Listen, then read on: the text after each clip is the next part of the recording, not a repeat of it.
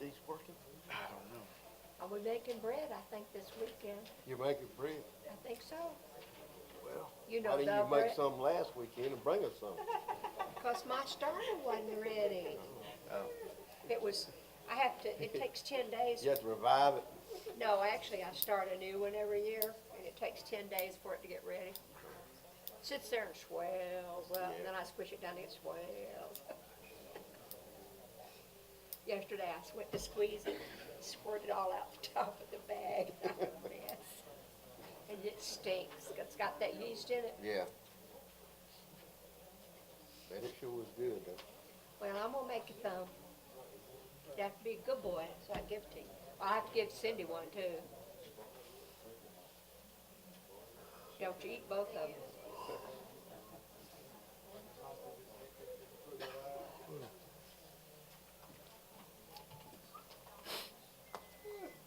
I'm ready to go to bed.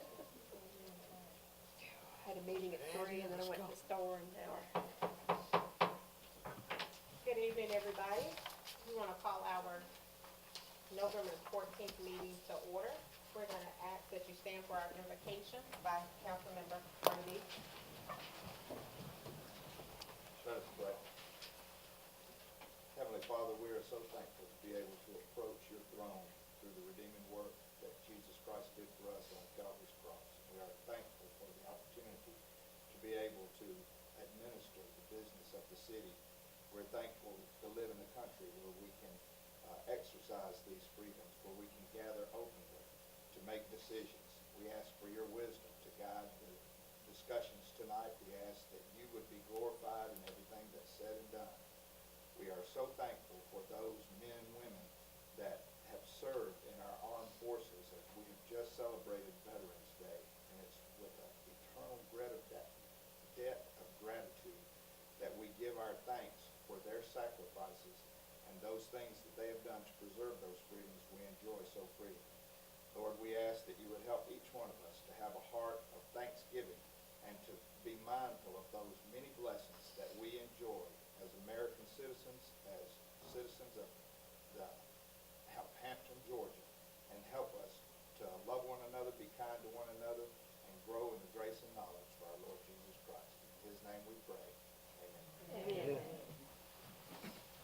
Pledge allegiance to the flag of the United States of America and to the republic for which it stands, one nation under God, indivisible, with liberty and justice for all.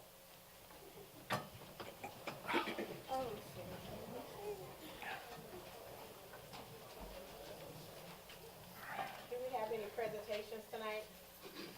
No? That's it. That's it. We want to approve our minutes for October the 10th, the public hearing workshop council meeting. Can I get a motion?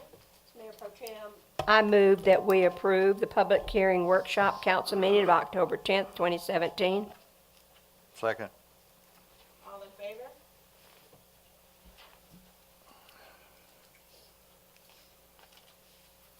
We need to approve the special call meeting for October the 19th. Can I get a motion? I move that we approve the special call meeting of October 19th. Second. All in favor?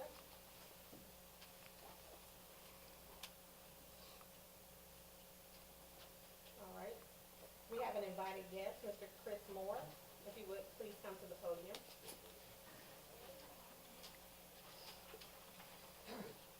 My name is Chris Moore. I live at 11 Magnolia Parkway, and I appreciate your time and attention this evening. I'd like to address a couple of quick items that I found in our sign ordinance. Being a local sign shop, I feel an obligation and a duty that if people are trusting me with their sign work, that if I have the ability, I need to come be an advocate for them if there's things in our sign ordinances that are not necessarily business friendly. So with your approval, I'd like to address a couple of quick issues. The first thing I'd like to talk about is what our purpose of our sign ordinance is. And the book clearly describes that and I'm going to paraphrase, that our purpose for our sign ordinance is a comprehensive regulation necessary because of the growth we have two major highways that come through Henry County and come through Hampton. And because of that, it attracts unrelated signs, signs that are unrelated to business, and sometimes it leads to poor aesthetics and also a dropping in value.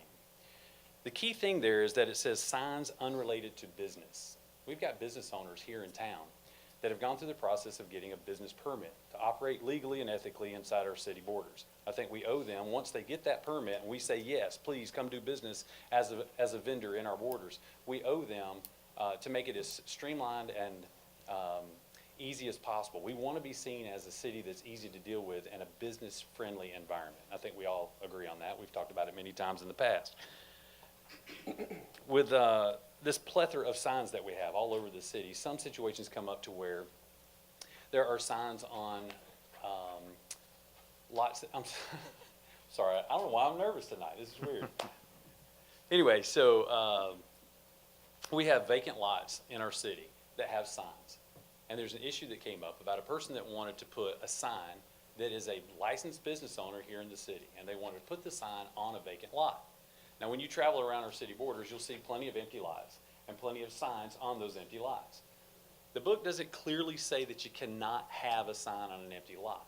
What it does say is that you have to measure the building to get the square footage to come up with a formula so that you can determine the maximum size of a sign. So what do you do if you can't apply the formula? This current permit is from a local business that is legally and actively doing business in our city limits. They want to put a sign on a vacant lot at the corner of two major intersections. There are other signs that have been approved and that are on the site as we speak.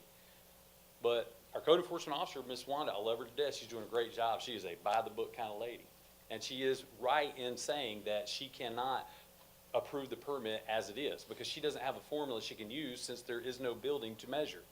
So what I want to bring to your attention is that there's a caveat in our ordinance. What do we do when there is no building to measure? Because if she can't apply the formula, she can't legally and appropriately approve the permit. So that's something I'd like to address tonight. So we'll come back to that. That was something I want to bring up to have in the forefront of your minds as we think about this. But there's another issue that comes up. When someone applies for a sign permit, there are several things that are calculated into the determination of whether or not a sign permit can be approved or disapproved. Some of those things are the height, the location, the setbacks from the road, the type of materials and the construction, the way it's put together. Does it need electrical services or not? Is it internally lit or not?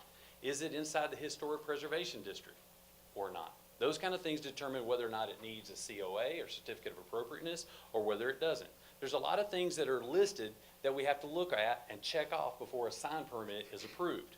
One of the things I did not mention on that list was content.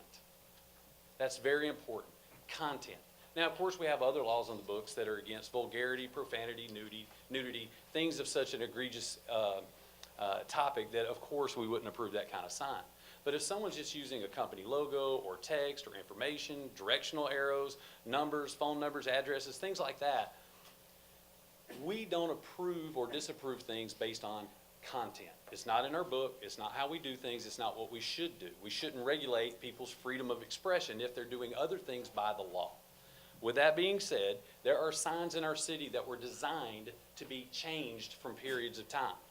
The owner doesn't change, the structure doesn't change, its need for electrical services do not change, but the content does. And I'll give you an example of that. A gas station, someone gets a permit for a gas station sign, but then the price of gas changes and they change the gas price on the sign. We don't require the gas station to get a new permit every time they change the content of the sign, not the structure itself. Mr. Jimmy next door at One Stop Car Care. Love the guy, good, honest mechanic, does a great job. Everybody knows him and loves him. Here's the thing, he has a sign and it's designed to be changed. One month it might say Merry Christmas. One month it might say Help Wanted. One month it might be a deal on tires. We don't require the man to get a permit every time he changes content. The situation comes up where a majority of my customers are over in the Booths Crossing area. And when they rent one of those booths, Mr. Mickey has gone to the expense of erecting two large monument signs out by the street. You'll see one across from Wendy's and one next to the Waffle House. Well, those are things that he's invested in as a business owner. He's paid for the sign. He's done what he needed to do to get the sign in place. But it was designed to be changed from time to time. He uses that not to put his message out but as a perk for his customers to make them want to rent the business. Now, in the past, we've required people to get permits to change out those placards. My suggestion to the council and my humble request as an advocate of my customers is if the ownership of the sign does not change, if only the content of what you view on the front changes, just like gas prices or a help wanted sign, why are we charging people for a sign that's already been permitted and paid for before? So with that, I would humbly ask that y'all would consider changing a policy and directing our city manager or whoever, eventually until we can get the code itself changed. But to be fair and inviting to businesses, and so that people like Mr. Mickey, who's made the investment to attract customers to a strip center, to give our city manager and their code enforcement officials the authority to approve permits if the structure does not change and if ownership of the sign does not change. Because when people rent the building, they don't own the sign. That's attached to the building. That's owned by Mr. Mickey and other strip centers like that. We have other strip centers in the city that would also be affected by this ruling. So I'll go back to what we talked about before. If we can agree on the fact that content of a sign is not something that we approve or disapprove, that's something that can be changed at will if the ownership and the location and the construction doesn't change. If we can agree on that, then let's look at the first issue that I brought up. There are signs that are all over these empty lots. And when Ms. Wanda called to check on to get clarification, to ask extra people, at the county level, how do y'all rule on this? Well, help me find the right answer to tell this person when we approve or disapprove their permit. What they came up with is, well, we don't really let signs be put on vacant lots. But every sign that you see, every vacant lot you see has them. And they say, well, we allow it for the purpose of selling real estate. But the only thing that's different in that sign and another sign is the content. Now let's think about that. They're making a decision based on content. Now you could say, well, it's a sign to sell it, so it's a temporary sign.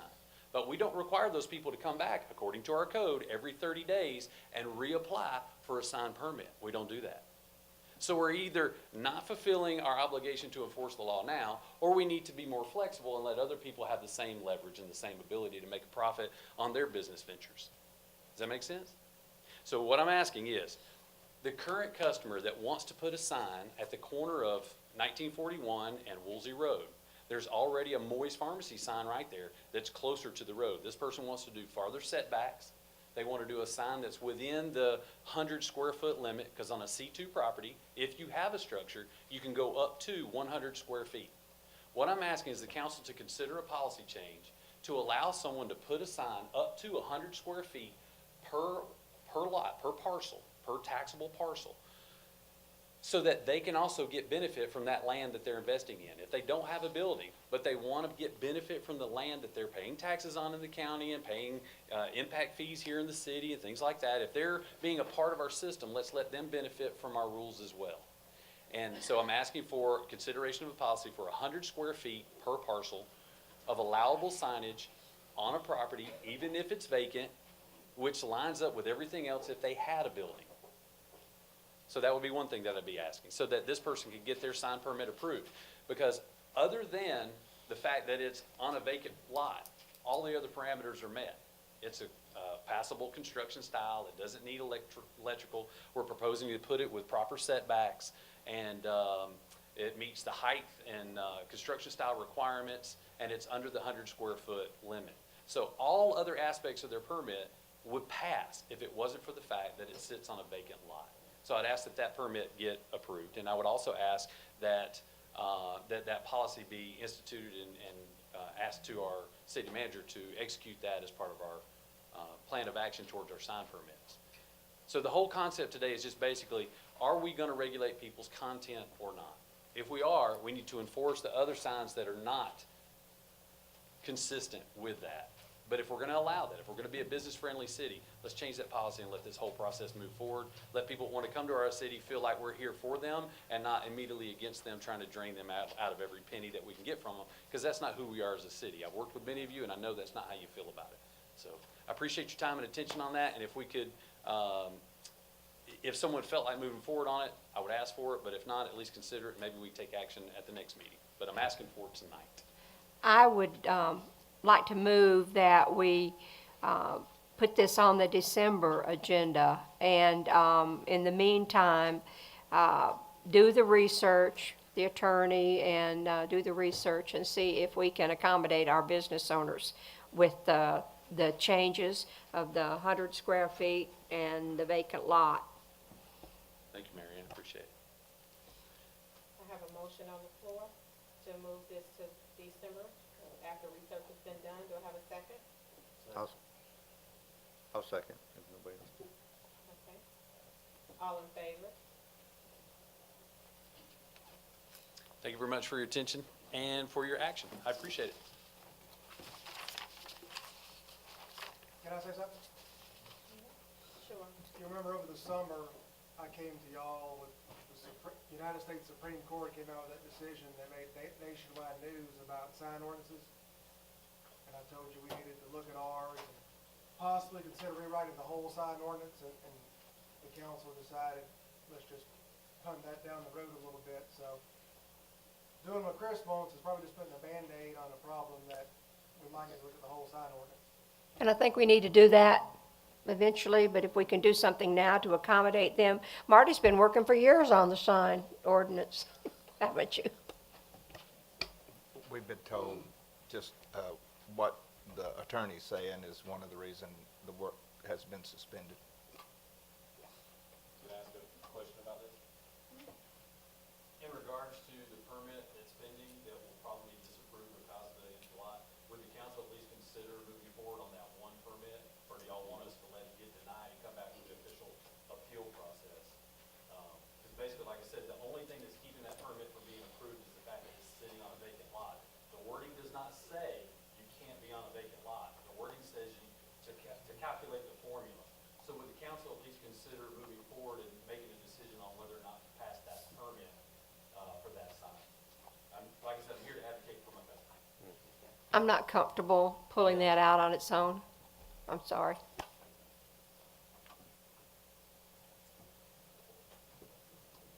Any more discussion? All right. Public comments. We're gonna give everybody 5 minutes to come up and. Did we vote on the motion? We did. We did? We voted? Okay. I had to take a little nap there. Okay. If there's anybody that would like to make a public comment, come up, Mr. Lowe.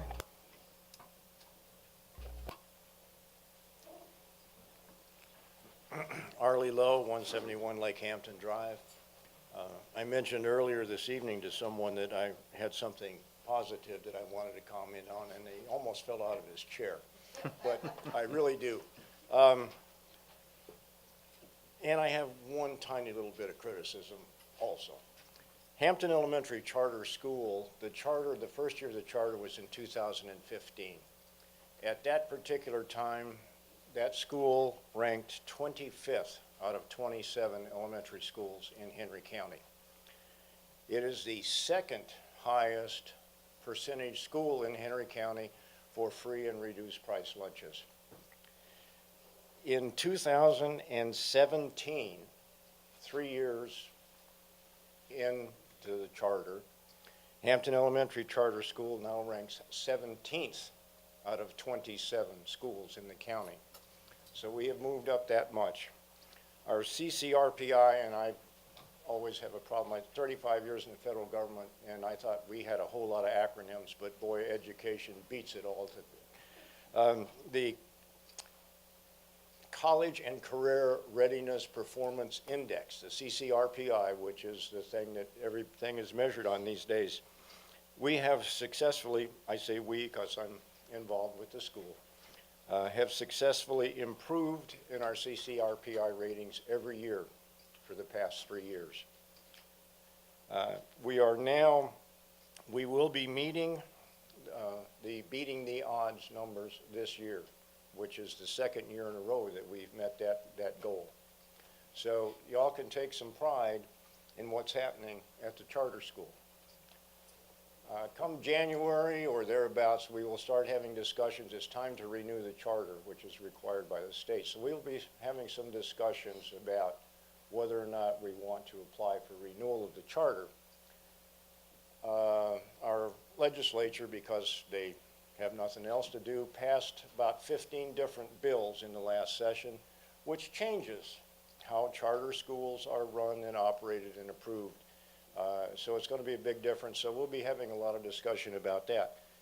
But when we do, there will be no change in what is going on at the school. We will still be a STEAM school. We will still be doing all of the things that we have done in the past 3 years to bring up these scores and to improve the education for our children. We are now starting the process to become a state-certified STEAM school. There are 2 other state-certified STEAM schools, not in the county, but in the state of Georgia. So we're starting the process to become the 3rd certified STEAM school. Last year they added STEAM. It used to be only STEM, science, technology, engineering, and math. They've added STEAM now, science, technology, engineering, arts, and math. So we will do that. They're doing a great job over there, and they're really involved with the kids. My one tiny little bit of criticism, y'all have an education committee. You formed it, I think, 2 years ago, 2.5 years ago. Probably at least half to more than half of the kids that live in the city of Hampton go to Rocky Creek. There's an involvement right now with the Hampton Elementary Charter School. I'm on the governance council, Mary Ann's on the governance council. The city, through that, association, is involved in the Hampton Elementary Charter School. The city has donated some funds in the past and helped do some things there. I think that y'all, when the new council gets settled, everything, that you need to take a look at your education committee and see what it's doing and what it's not doing, and consider Rocky Creek. We also have a great many kids that go to Hampton Middle and Hampton High School. But there's no, even though it's not in the city limits, it's people's children that y'all represent that go to those schools. And a great many of them do, probably a whole lot more than just go to the elementary school. So I'm asking that when the dust settles and the new council takes office and everything, that y'all seriously look at what can be done to help support those other 3 schools that are kind of, they're not being ignored, but they're not being supported. So, but anyway, hooray for our elementary school. Yeah, I'm on the governance council, and I have to say kudos to everyone over there. They have done wonders, and the kids love it. Yep. So I say here, here. It's great. Thank you. Thank you. Thank you, Mr. Rucker. Any more public comment? Mr. Rucker?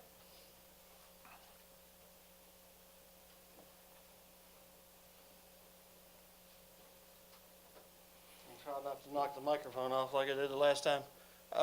Larry Rucker, 15 Lake Vista Circle. The sign ordinance thing, as chairman of the Historic Preservation, I've had several problems with the sign ordinance, and I know there've been a couple of attempts to try to redo it, and it didn't get completed. But there are a lot of problems in that sign ordinance that need to be addressed. It was written a long time ago, and things have changed a little bit.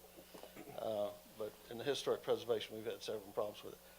Just a matter of information, we're taking the veterans markers down Saturday morning. They'll be coming down.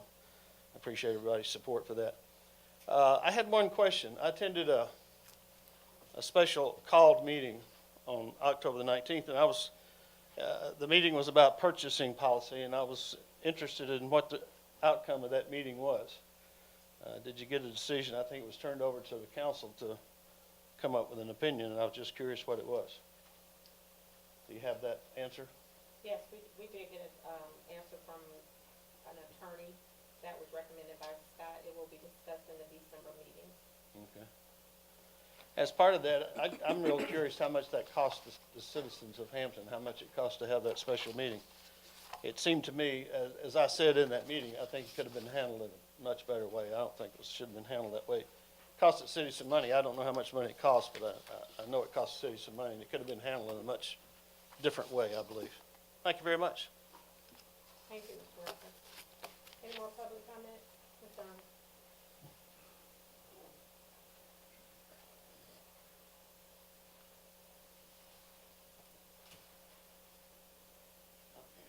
Dawn Greer, 20 McDonough Street. I just wanted to bring up something I was hoping the council would consider, and that's the volume level of the concerts that are held in the downtown area, Cherry Street area specifically.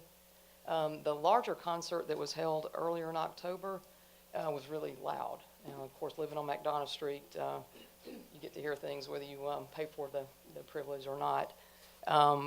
But just speaking on a level, it seems like we should look at a level that's acceptable to the people who pay to enjoy the music, but also have some sort of limit on it where it doesn't disrupt. Where in our house, the windows vibrated, and after about an hour, I had a headache that lasted the whole night just because the music was so loud. I like music, I enjoy it, but in residential areas, it really should be looked at as to how loud it should be. But it was, I didn't go, but I understand they had some pretty big equipment out there. Just ask their consideration. City in looking at manager's that. gonna do just that. Okay, thank you very much. Thank you. Mr. Dodger?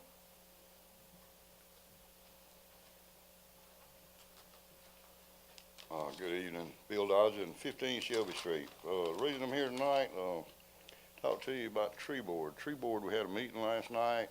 We was working on a project for Bobby McBurrow Park improvement for the monument area. We received 3 bids from 3 local businesses. The bids came in at $4,600, $3,290, and $2,000. The bids would include a variety of shrubs, a drip irrigation system, a little stone facade right there in the front, and pine straw. Tree Board voted unanimously to accept the bid for $2,000, which is a low bid. And we just wanted to tell y'all that and want to know if y'all had any questions or comments before we proceed. Any questions? I want to, can you tell me one more time, Mr. Dodger, where is the work, is it in conjunction with what you're doing at the park? No, it's the tree board project. It's the area that was dedicated.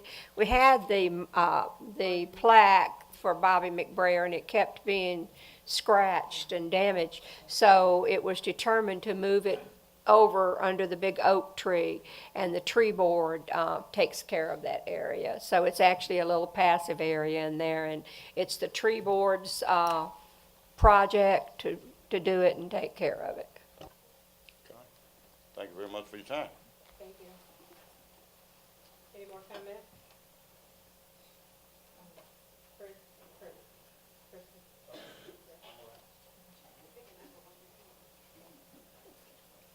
Okay, again, Chris Moore at 11 Magnolia Parkway. Thank you again for your attention. I'd like to talk about a fun topic now. I'm 0 for 2 so far. Maybe I'll get a single here. We're about to have the Christmas parade, and one of the main things that I would like to make sure that always happens is that safety is considered first. We've made changes in the past to try to upgrade all the things that we do as far as safety concerns, and we made leaps and bounds in that area. But now I want to come to the council and ask for help at a level that I cannot pull off on my own. I need to partner with the council on something. This is not necessarily just for the Christmas parade. This is for city events total. We have plenty of parades here in town. We have the Holler Parade, we have the 4th of July Parade, we have the Christmas Parade, and other events like Yellow Pollen and Bear Creek Festival, where what I'm about to tell you about can be deployed and implemented and used. For the record, if Ms. Pat could put this in, Global Industries has a product called the Crowd Control Barrier, and it's model number 652833. It normally lists around $87 a piece. It's a 10-foot long barrier. I went out on Main Street and I measured from the south end of the parking lot at the depot, and I traveled north on Highway 3 and made it to the Oak Street intersection and a little bit around the corner. That is where the majority of the people stand for the majority of the parades and activities that we do. It's the hot spot because it's right there at all the buildings, and it's just a place to stand. It's where people gather. Last year there were 2, and I can't confirm this, but I've heard of 2 deaths from parades where little kids got excited and ran out in front of the floats, and the floats didn't see them and didn't stop in time.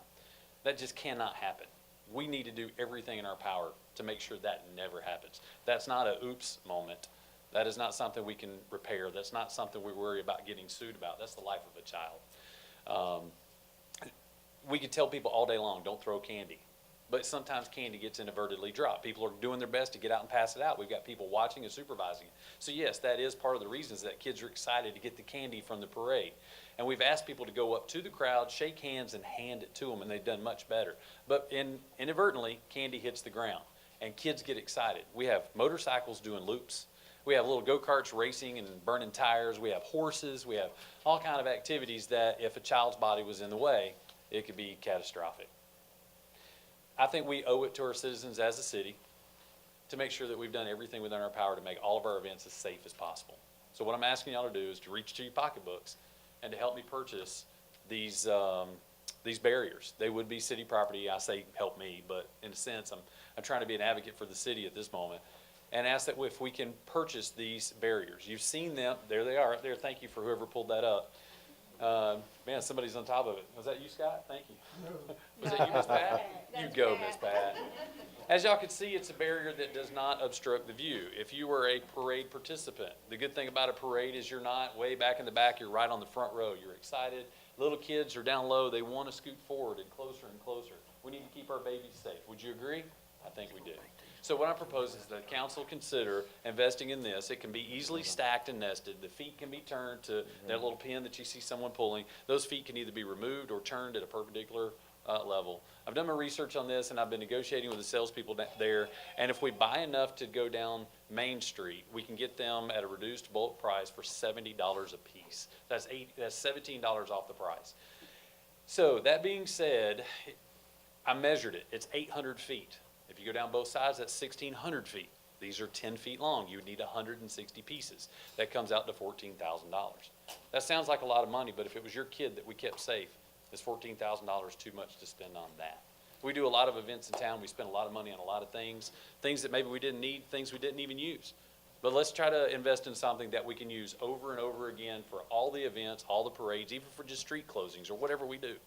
Little signs can be zip tied to it, so you can say, use them for detours or stop here or meeting areas where we want things to start and stop and people to gather. There's been times where we needed barriers just to make things safe when people are anxiously waiting to get a picture with Santa Claus, and sometimes tempers get heated from people that don't want to wait very long. So those are the kind of things where we could use these barriers. I'm asking y'all to consider it. Now, I know this council does not like to be rushed or pushed into anything. Y'all want to do your research and you want to make sure that you've got all your T's crossed and your I's dotted. But here is one benefit to acting on it now. Global has assured me that if we can authorize our city manager to make that purchase, this is an amount above what he's entitled to do on his, at his level. He would need your consent on it. If you would consider allowing the city manager to go ahead and order these, they can be here in time for this year's Christmas parade. There is the opportunity to save some money if we go pick them up ourselves. We have a crew and we have heavy trucks. A kit of 100 of them weighs 4,400 pounds. They break it up into pallets, so it is going to need some strong men or women to lift it and get it here. Or we can just pay a little extra for shipping to get it here. You're looking at altogether around, with shipping included, about $15,000.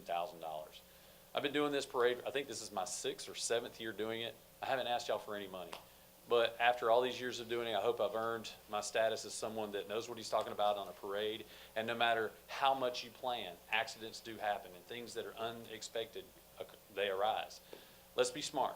Let's protect our little ones. Let's enjoy the parade. Let's make it bigger and better than it's ever been. Let's make all of our events bigger and better than it's ever been. I'm going to do my part to promote the mess out of them. But at the end of the day, I need your help.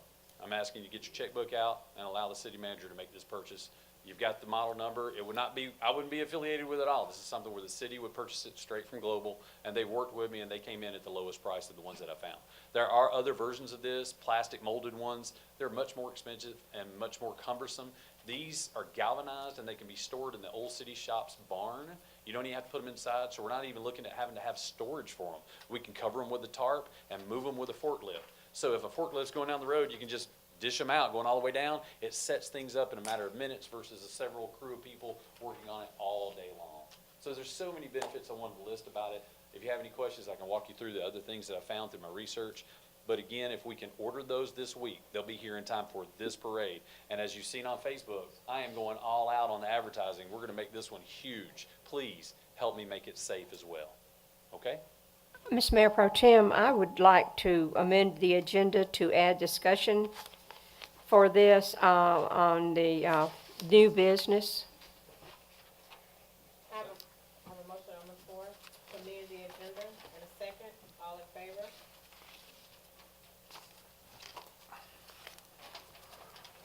We'll put it at the end of our new business. Any more public comment? I have Mr. J.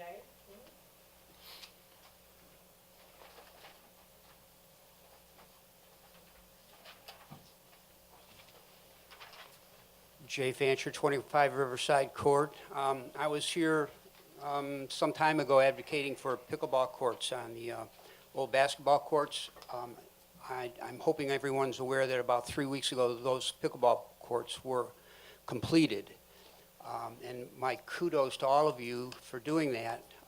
Those are the first public pickleball courts in Henry County. Denise has in the Hampton News Street a little blurb about pickleball. I'm setting up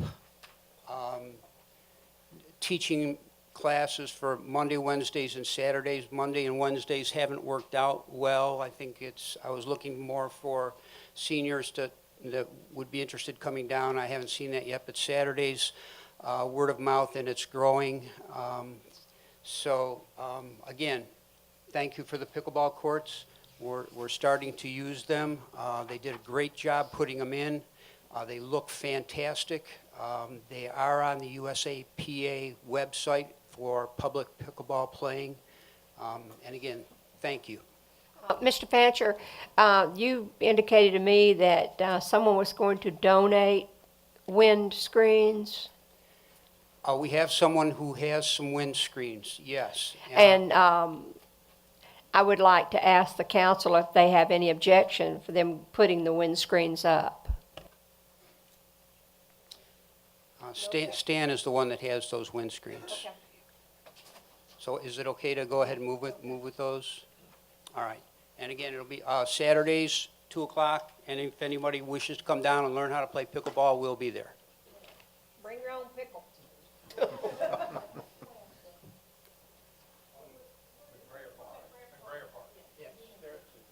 They're down at Brer Park, and they're where the old basketball court used to be. There's 3 outdoor pickleball courts. You'll see them. They look like big ping pong courts. Yeah. Oh, next to the tennis court, though. Yes, yes. Pickleball is the fastest growing sport now on the planet for ages 50 and up. It's exploding right now. So. I have an 80-year-old aunt in Memphis that plays on a pickleball league. Yeah, it's for all ages. It's great exercise, aerobics.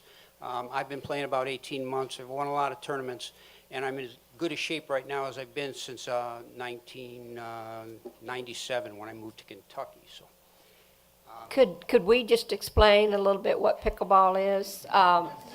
It's Outdoor ping pong, ain't it? it's giant ping pong. That's what the paddle is, solid.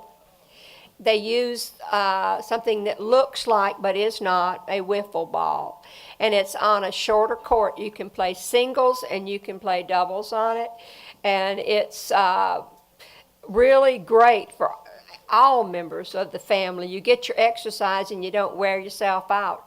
So it's real neat. Now the name pickle came from a gentleman that invented it. He lived in Washington State, and he ended up naming his dog Pickle after the pickleball, but it was actually from a pickle boat, which is a boat that comes and everything is kind of thrown in on it, and that's why they called it pickleball, because they took like ping pong paddle, they took the wiffle ball, they took a badminton net and a court that was smaller than tennis court, and came up with this family-friendly game. Pickleball is a cross between tennis, ping pong, badminton. It's played on a small court. It's mostly played with doubles. There's very little running. It's more of an aerobics quickness game. You're playing with a paddle and a ball, so it's a paddle game, more like ping pong. If you're interested, YouTube pickleball, and there's thousands of videos on YouTube teaching the game, showing tournaments.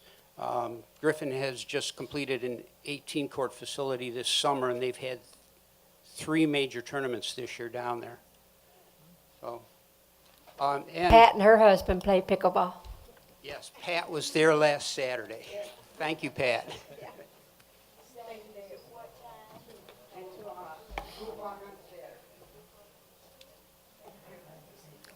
Thank you, Mrs. Thatcher. Any more public comments? All right, moving on. Ms. Oliver. Esma Oliver, 20 College Street, Hampton, Georgia. First, I want to say it's cold in here. Why we still have the air conditioning on? Is it on? It is. It was actually very hot in here earlier, Okay. so I just wanted to pull that one back and change it for you if you'd like. Okay, second, I want to say thank you so much for this equipment, audio and visual equipment that we've been waiting on for so long. And I want to say to the new council that will take seat, that they should thank you all, the sitting council now, for a lot of improvements that you approved, and we're now, at this time, seeing the result of it. But I was just thrilled to see that, and to be able to hear what's being said is a wonderful thing. It really is. You know I can't hear well anyway, but I don't need my hearing aid now. So that's all I wanted to say. No complaints this evening, other than it's a little chilly in here. But I want to thank you for this new equipment. And it's a wonderful thing. Thank you. Thank you, Ms. Oliver. Can I make a comment or ask a question? Yeah, go ahead. Weren't these monitors supposed to be part of the package deal that they're supposed to be working? No, sir, they're supposed to take it away. Oh, okay. So we'll have us, No, that's why we wanted the TV back there, but y'all didn't want the TV back there. okay. You can be asked. I was under the impression we were gonna be able to use these again now. Those are outdated and antiquated, they won't match. Any more comments? All right, moving along to our old business. We're going to discuss mayor and council to postpone ordinance number 437, an ordinance for the purpose of granting variance to the property in the city and amend the official zoning map of the city of Hampton, Georgia for REO Funding Solution, the third LLC. Ms. Pat, Derek? The gentleman was presenting is out, he's on a mission trip, so in order for him to not have to start the zoning process over, the proper procedure was just postpone, put it on the agenda and postpone it, and he'll come back in December. Do I have any questions regarding this item? Ms. Mayor Pro Tem, might want to just allow everyone to understand that this concerns the rezoning of several lots in the Bridgeport subdivision and has been presented before us before. It died due to lack of motion, and it has been since determined that that was not in effect a denial, so he will be able to resubmit this motion at the December council meeting. And having said that, I'd like to make a motion that we postpone ordinance number 437 until the December council meeting. Second. I have a motion and a second. All in favor?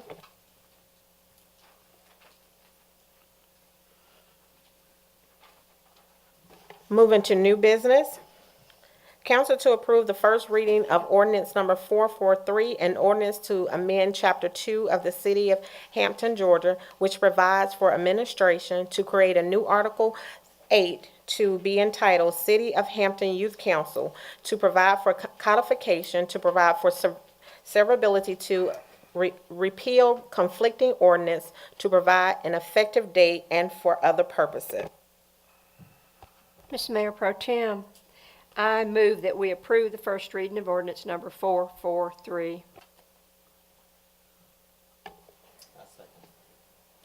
I have a motion to approve ordinance 443 and a second. Any more discussion? Ms. Mayor Pro Tem, I have just a couple of questions for some clarification. Section D provides the youth council members will be selected by an adult advisory committee consisting of blank members appointed by the city council. And then it just goes on to describe when the youth will be selected. Are there going to be any requirements on who is allowed to be on that committee, or is it just going to be at the, how is that going to take place, the nomination for the members to be on that council, on that committee, Adult Advisory Committee?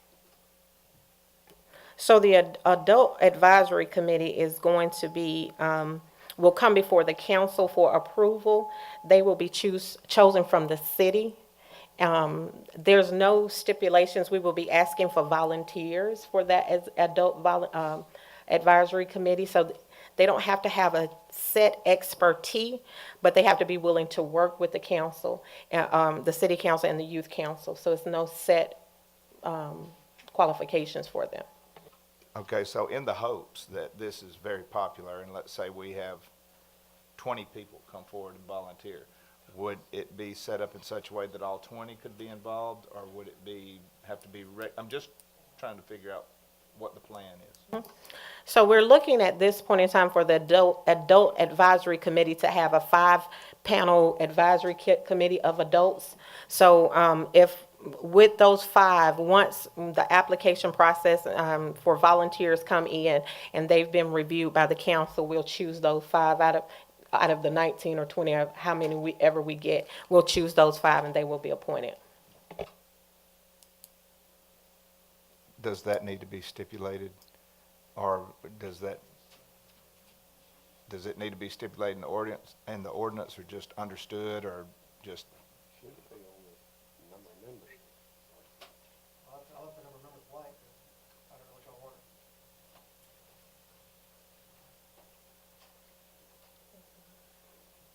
I use 7 for the youth council, because there's 7 y'all. My initial draft had each of y'all appointing 1 person, and then I would suggest that the adult advisory language be put in the 5th.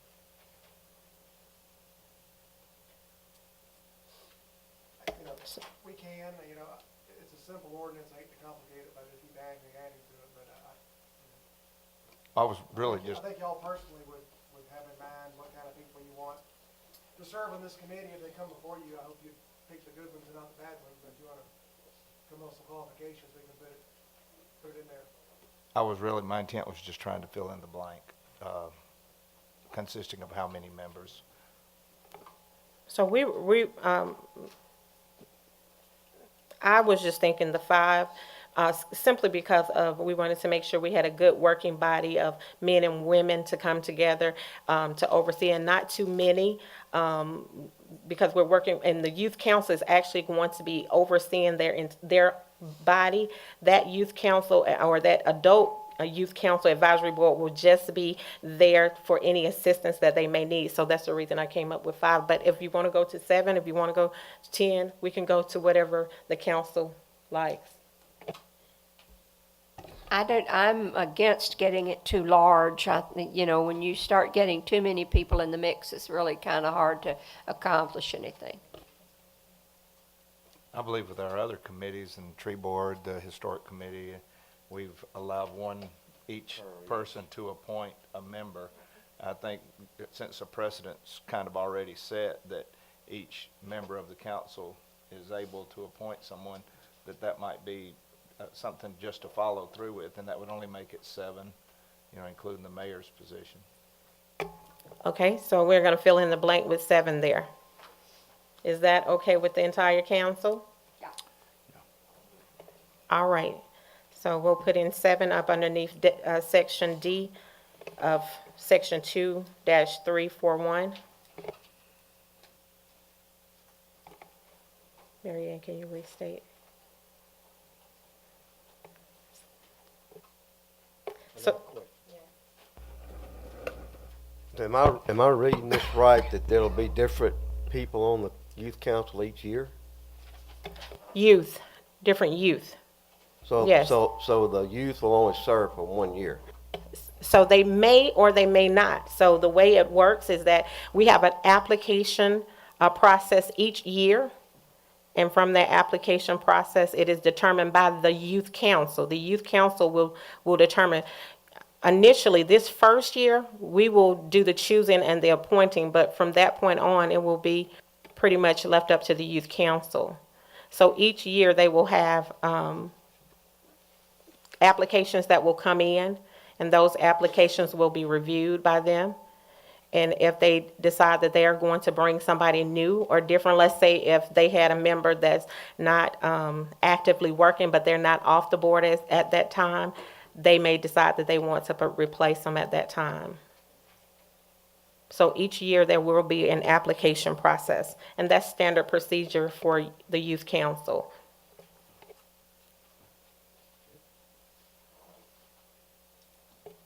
Any more questions? Comments? All right. I have a motion on the floor to approve the first reading of ordinance 437 with the amendment of adding 7N to fill in the blank on section 2-341 under letter D. All in favor? Number 443.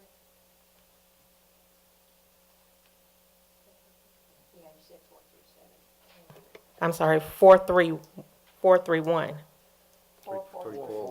Oh, 443, I'm sorry. I believe I have all approval. Yes,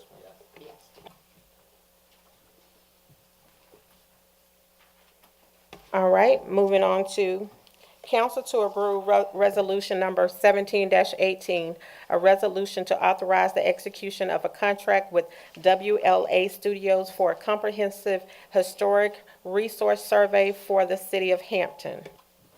Ms. Mayor Pro Tem, I move that we approve resolution number 1718. Second. Any questions? I got some concerns. I don't know about questions. We kind of got burned on that first round, and they made a lot of mistakes. And I mean, I've got some second thoughts about if we would need to do the second phase. I mean, we're going to have to get somebody else because the first bunch didn't work out. What they presented was a lot of mistakes. So how are we going to know that we're not going to pay for the same thing again and have a bunch of mistakes in it? Mr. Rucker, can you answer that? I'll do my best. I need to come up there.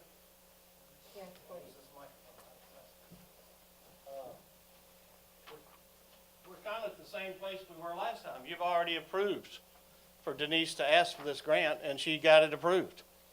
You got the money. So as the last time, you decided that you didn't want to do it after you had the money. The state didn't want the money back. They said, what are we going to do with the money? You're at the exact same spot you were last time. On January the 10th, at the council meeting, you approved for her to ask for the grant. She has asked for it. It's been okayed.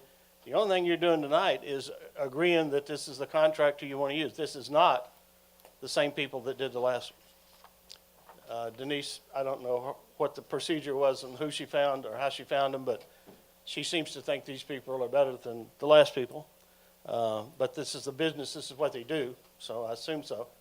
And the way it's supposed to work, that before it's finalized, it's supposed to come to Historic Preservation for review, to the Main Street Director for review, and it goes to the state.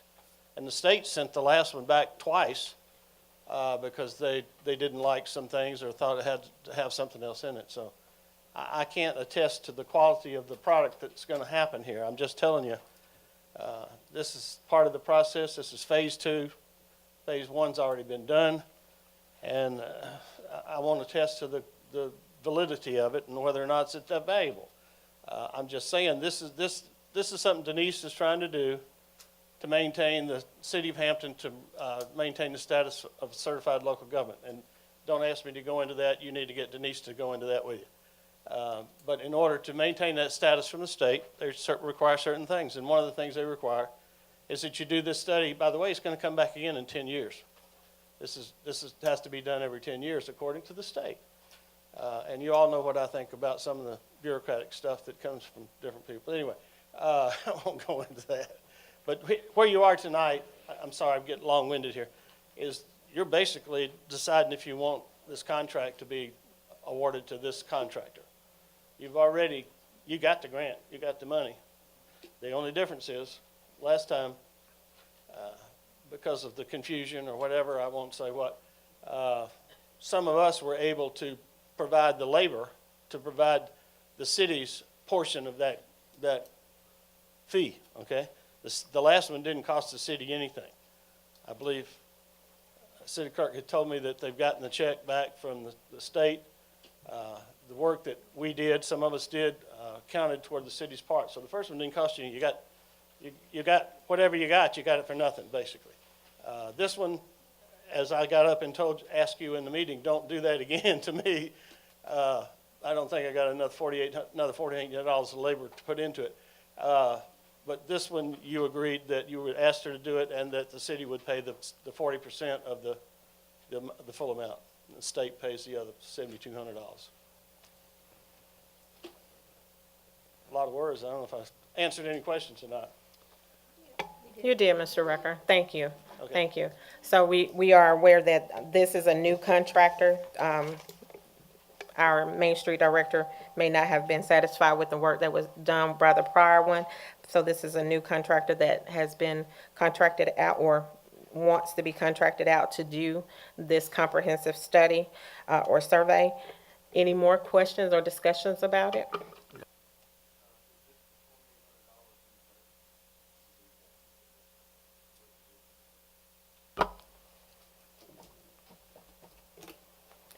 Any more questions? So I have a motion on the floor to approve Resolution 17-18 and a second.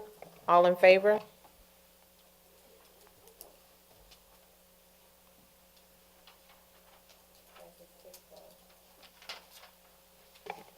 All right, council to approve Resolution number 17-19. A resolution authorizing the mayor of the city of Hampton to execute an application for grant funding for the Livable Centers Initiative. We have a rep from the county that's going to help us with questions. Yes, good evening, council. I'm Zane Grinnell from Henry County Planning and Zoning, speaking on behalf of Denise McKay tonight. So Henry County and the city of Hampton would like to pursue a grant from the Livable Centers Initiative. So just a little bit of an aside and some background on that. The Livable Centers Initiative, or LCI, is a grant program offered by the Atlanta Regional Commission that encourages local jurisdictions to plan and implement strategies that link transportation improvements with land use development strategies to create sustainable, livable communities, reducing the reliance on single occupancy automobiles for all trips. Through grants and technical assistance, LCI encourages local jurisdictions to implement development strategies that link residents to shopping, dining, and other activities via sidewalks, bicycle facilities, and transit, rather than strictly by the roads. So this proposed LCI study would be for the area surrounding the Atlanta Speedway Airport and Atlanta Motor Speedway. This is viewed as an emerging area that is not fully developed and built, but would experience strong growth pressures in the future, and has the potential to develop as a recreational, cultural, and entertainment district. So in order to submit the application for this new LCI, a letter of commitment from the mayor is required, or the council resolution indicating the commitment to the implementation of the project. So this project, or the application rather, is due by this Friday, and we've already sent out our letters to the surrounding property owners to get their commitment as well. So we're just waiting basically on City of Hampton. So if you've got any questions, I'd be more than happy to answer. I question this a bit because we have an LCI study for the city and we don't follow it. I know it's not in the city, it's just, well, part of it is, Portions of it would be, yes. okay, so the county's wanting us to send a letter so they can get a grant. Well, how does it obligate us? Well, this was proposed by Denise to us, so it would be joint between the county and the city. So terms of the funding and how that works, the maximum amount we could get would be $250,000, and 20% of that would need to be split between the county and the city to get $200,000 from the ARC. So you'd be getting a $250,000 study for $25,000. And that will cover one of our major corridors, which is out on 1941 on the city side. If we were to make that type of investment, is that what I'm looking at, this map? So that map can change as well. So before the application is turned in, we can change that between the different constituents, whether the city needs, more area in there. Basically, we've contacted the ARC, and they don't want it to be more than 1,000 acres. So however we have to maneuver that, I can talk with Dante, our director, and we can shift some of those lines if you'd like other parcels included. Ms. Mayor Pro Tem, the total area, the proportion that is in Hampton, do you have an idea of what it is, what part, So you guys all have a copy of the map, correct? So it looks like here, in terms of the northern portion, we've got 270 acres plus 6 plus 14. So you're looking at close to 300 acres. So that's roughly, and I don't believe that takes into account the right-of-way, which is not a part of the study. It only takes into account the actual properties. So we're talking about basically 300 acres or so of that 1,000 currently, as this is. so 300 acres of the entire 1,000 is, Of the study area, yes. of the study area Currently. is in Hampton? Currently, yes. And the amount, the total could be, for the grant, could go up to 250,000, If we're requesting the maximum amount, which this one would be. would be. And then 20% of that are the matching funds, which would be $50,000. And then the county would go for half, and the city would go for half. That's correct. So we would be $25,000, and you said that we would be around 30% of the area. Currently, yes. And now, as I said, this map is subject to change. This is not set in stone currently. If you have any suggestions on which areas you would like included, I can certainly write those down and bring those up to Dante tomorrow, and we can hash that out as to how we'd like to divide that up, so. And this, according to what you said earlier, was initiated by Ms. McKay. She brought it to the attention of Henry County. Yes, sir. Thank you. Mayor Pro Tem. When we're looking at this map that we've got tonight, you said 300 acres is in the city, but the bulk of the land that's included, it's in the city limits, is already developed and/or swamp. So it would probably be more in the neighborhood of 20 or 30 acres of buildable land that this would include that in the Hampton, not 300. And as I said, this is not set in stone, so if you'd like other areas included, we can certainly talk about that.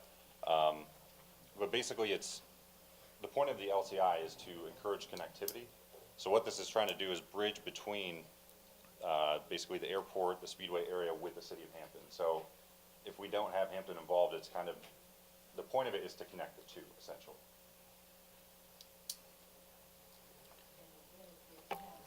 Any more comments regarding this? One moment. Go ahead, Henry. I'm kind of the same way Charlie was saying. There's Liberty Square that's already developed. Mickey's already developed. I know they could tear it all down and change it, I guess. But, and also, you've got several, I don't know how many acres it is, swamp area that they can build on.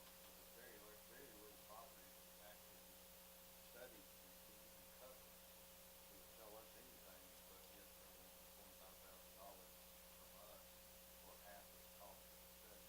And property across the street by the racetrack, I can see that because it's not developed, so it's something that could be put there, but the majority of the property we're looking at is already developed, and we don't have anything else in that area right there by the racetrack that's not developed, other than the land.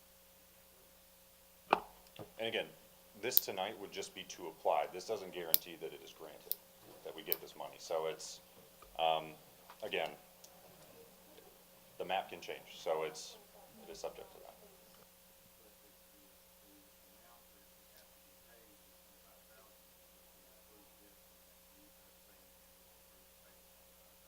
Correct, yeah. The map, you said it could change, but it's supposed to be tied in with this racetrack area, right?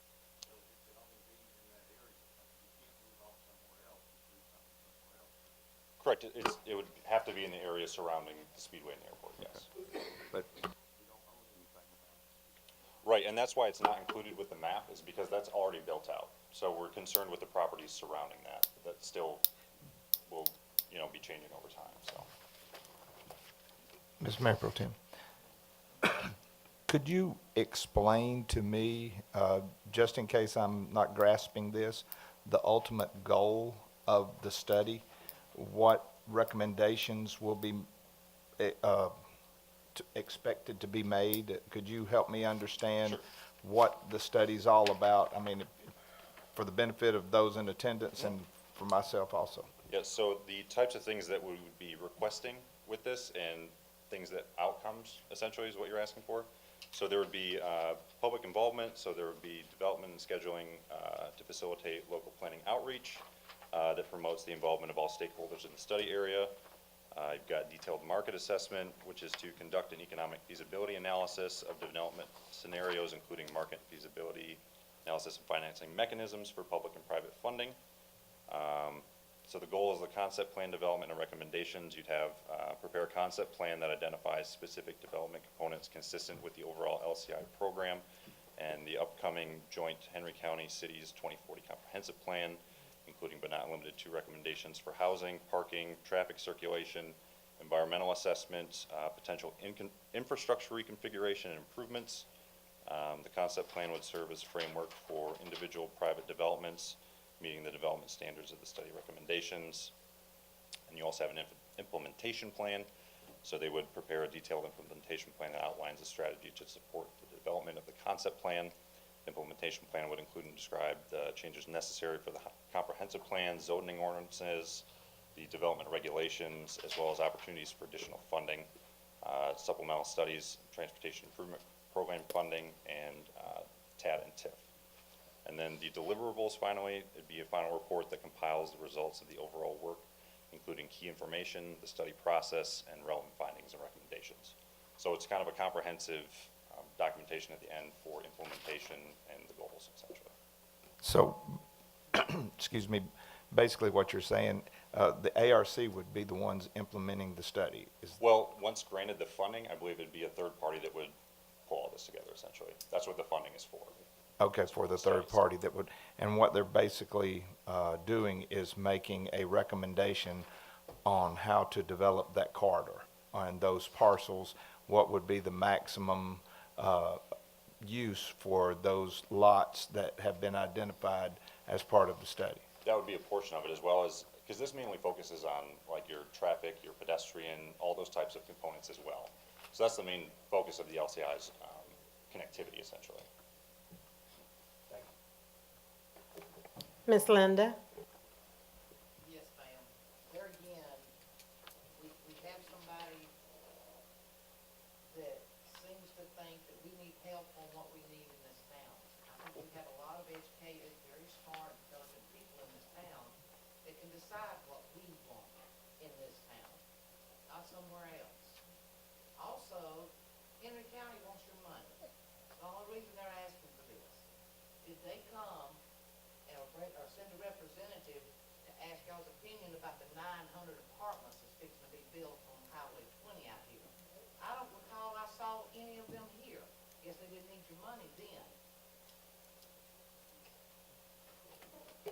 Ms. Meeks? I know. He's looking like, oh, Lord Jesus. Ms. Meeks? Please stand, Ms. Meeks.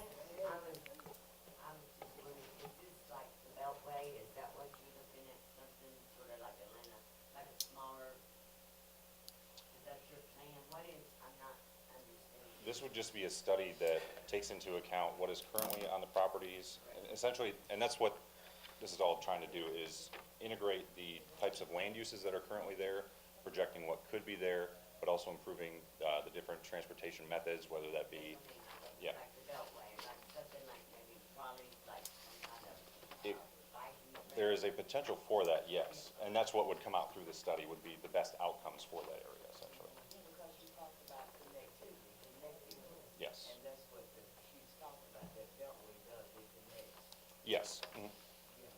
Yeah, and that's more or less pedestrian bicycle that circulates throughout downtown Atlanta, yes. So, I mean, depending on what the outcomes could be of the study, that could be a portion of it, is integrating some type of pedestrian system that connects the city with that raceway area.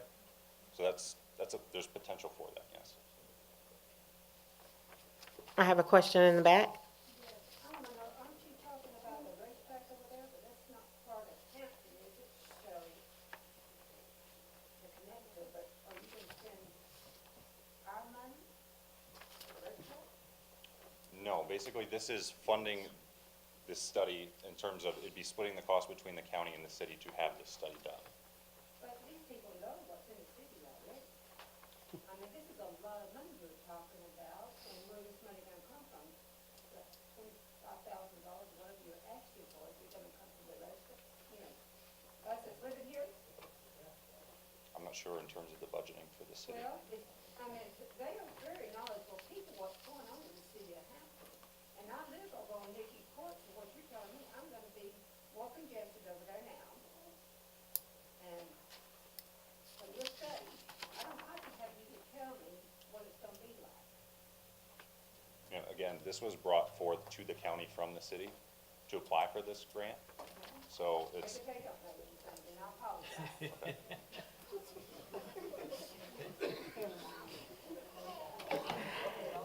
Excuse me. We have another comment. Mr. Williams.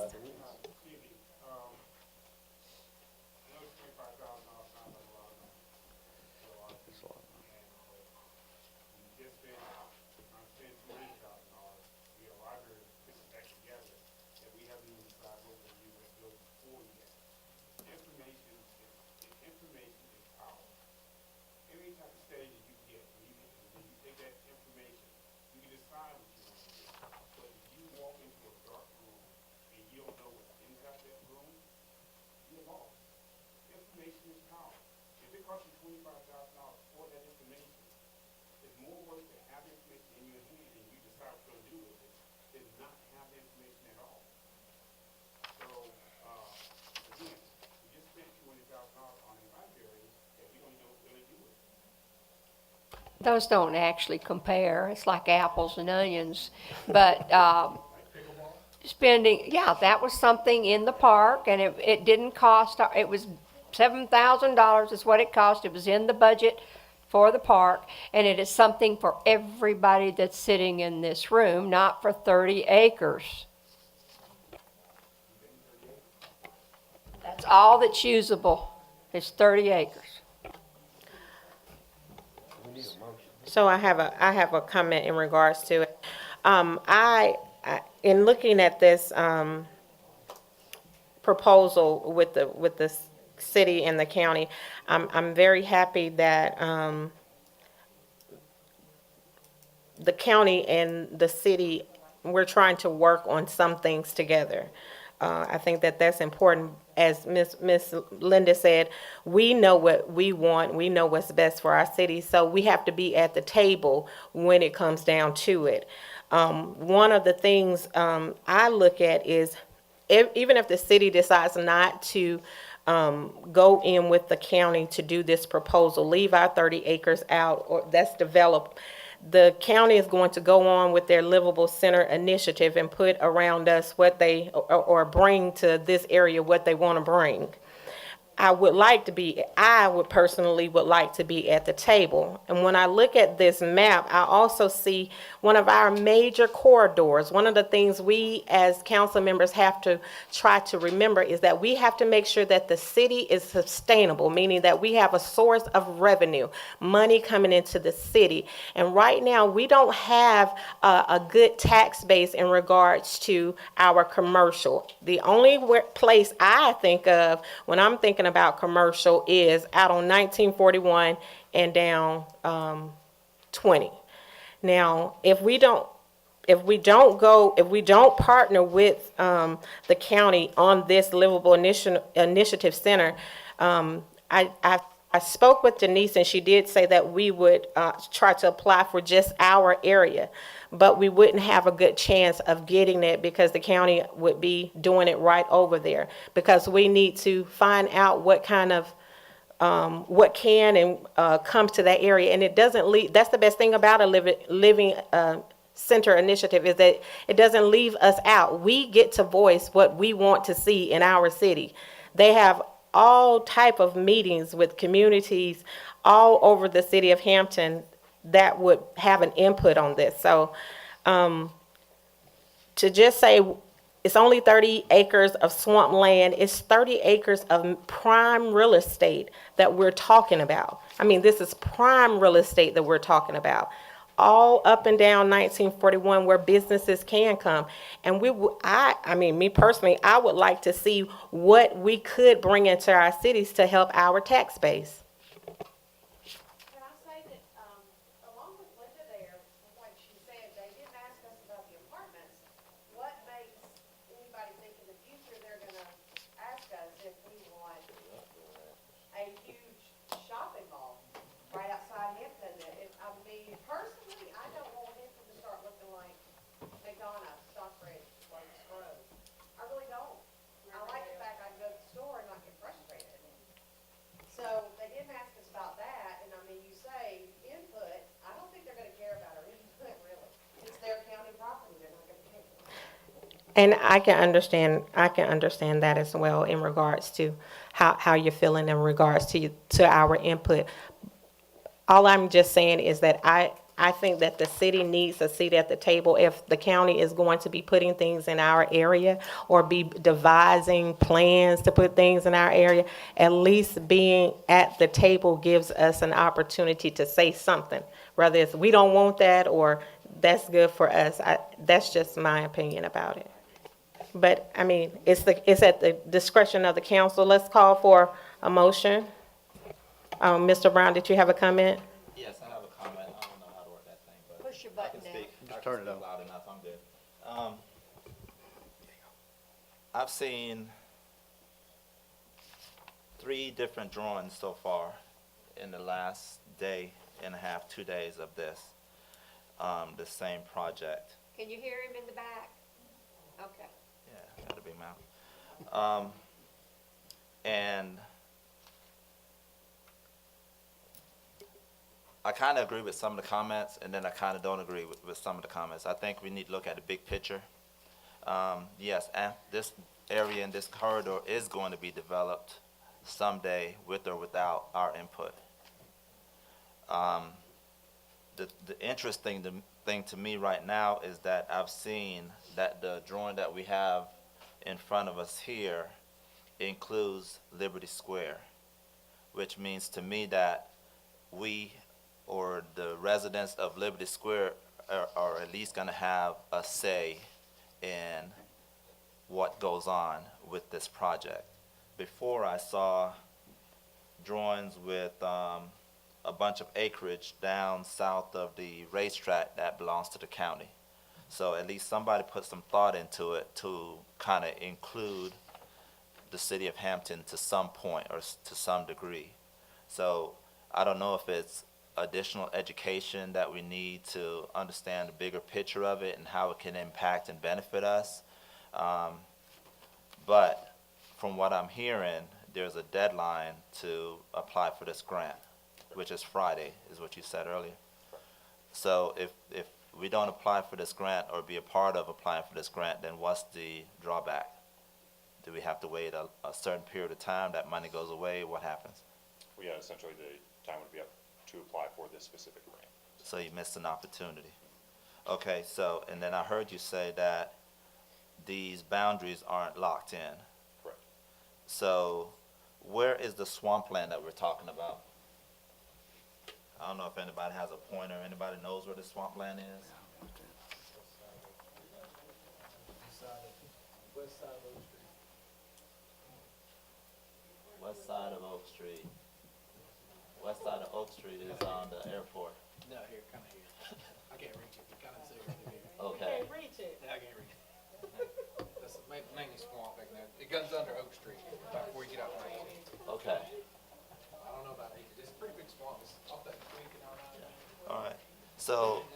So with that, I've seen a lot of projects here in Atlanta that they build a freaking mountain and put houses on top of it, or they fill in a lake and put buildings on it, and it meets code. So I don't know if that swampland is something that, you know, really is gonna impact anything, but I think that if we can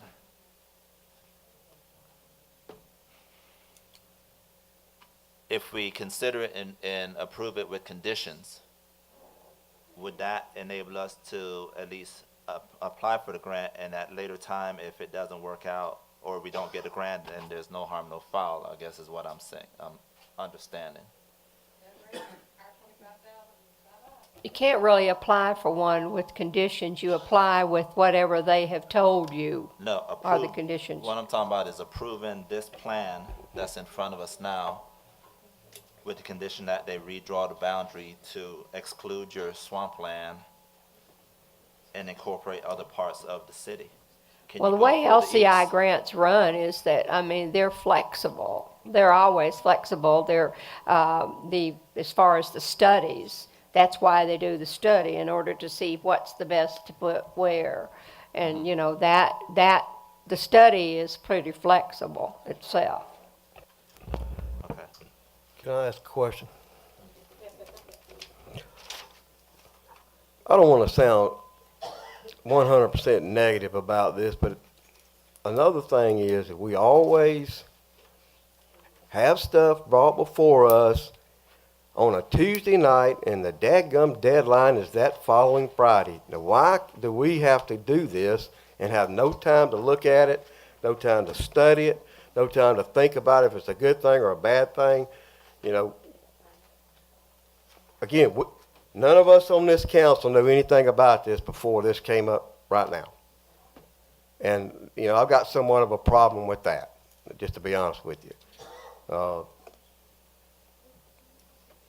It just seems to be a pattern of, you know, wait until the last minute and then throw it before the city council, because they're going to have to vote on it one way or another, and hopefully they'll vote good, you know, vote yes on it.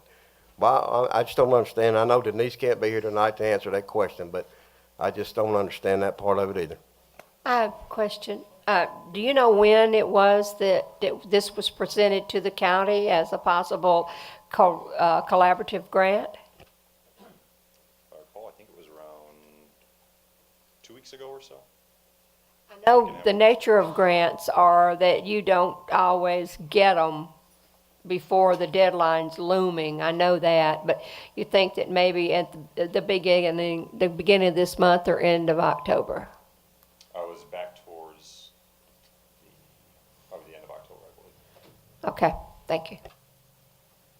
Sir, I have a couple of, just so I'm not confused here. The grant was proposed to the county from the city of Hampton. Is that not correct?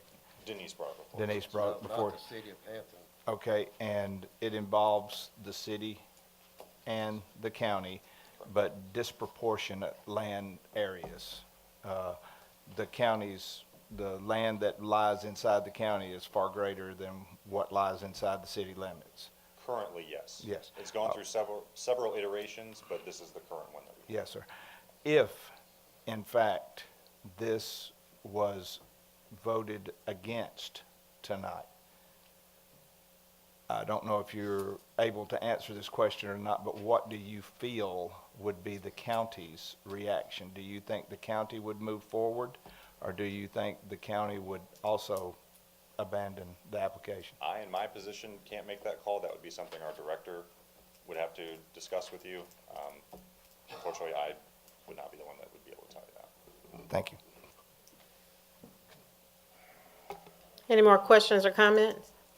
They're going on with these 900 apartments. They wasn't worried about us. We're not gonna have no say. They're gonna do what they want to do. Whether you go with them or whether you don't. Yes, sir. Everybody knows that, right? Yes, sir. Ms. Cindy? I just want to make sure I understood what he said.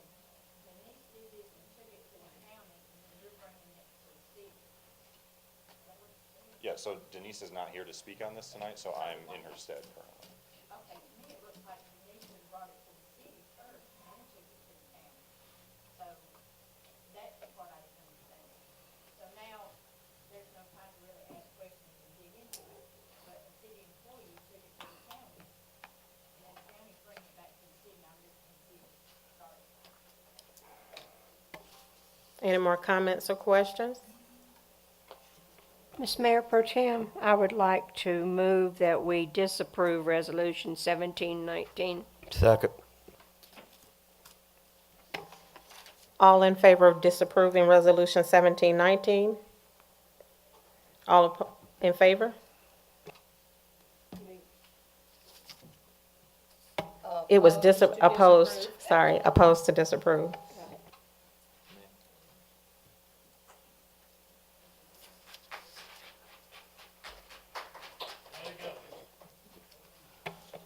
All right, moving along. We have mayor and council to discuss and possibly vote on proposal number R13203-GA-15265 from Ideal Building Solutions / Roof Connect for City Hall. Derek? This is a plan that Precision Planning put together for Roof Connect did back months ago when Darryl was here to put a metal roof on the building. And I was asked by a council member to provide that information when we were able to locate it and just bring it up for discussion to see what, if this council want to move forward with the roof project on City Hall or what direction we wanted to take. What council added this to the agenda? Councilman Byrd asked for the information, so. Mr. Burr, you have comments on this? Well, now, what's on the agenda is not the metal roof, it's the flat roof, is it not? Yeah, that's correct. Ideal Building Solutions did the proposal for the flat roof, you're correct. Right. And all I did was ask if we had this information, because we was talking about putting a metal roof on it, so we could have some kind of comparison as to what one costs versus the other. Because what's on the agenda, I didn't put this on the agenda. So back in May, the city had requested Precision Planning to do basically a total renovation, architect drawing, and cost analysis for what it would cost to totally redo the City Hall, including the metal roof. So we were able to locate that document, and then they'd also requested from Ideal Building Solutions or Roof Connect a cost for the flat roof. So basically, I guess just discussion on what direction we want to take. I did get a rough estimate for just redoing the outside of the building today, which would include painting, fixing some doors, and that cost, and fixing some damage at the drive-through. And that was $17,000 just to do that. That had nothing to do with the roof. So I just got that price just for discussion purposes also. Okay. Any more discussion in regards to the flat roof that was proposed by Idea Building? Can I get the dollar amount for the different options? For the flat roof, and it did include some asbestos mediation, the price I have here is $121,075. For the Precision Planning, who did the architect, it came, and it did have a new HVAC system, some small work inside, a new metal roof. I want to say it was $401,000, I think. For that would be a renovation pretty much of the, yes, sir. How much of that was just for the roof, though? 103.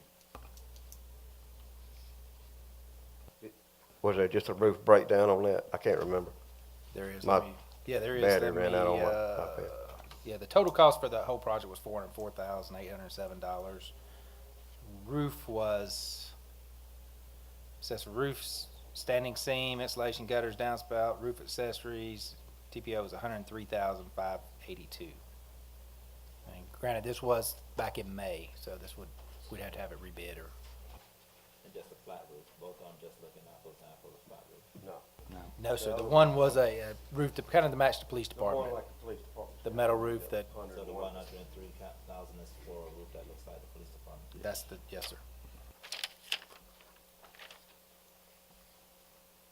Versus 121,000 to fix the current flat roof.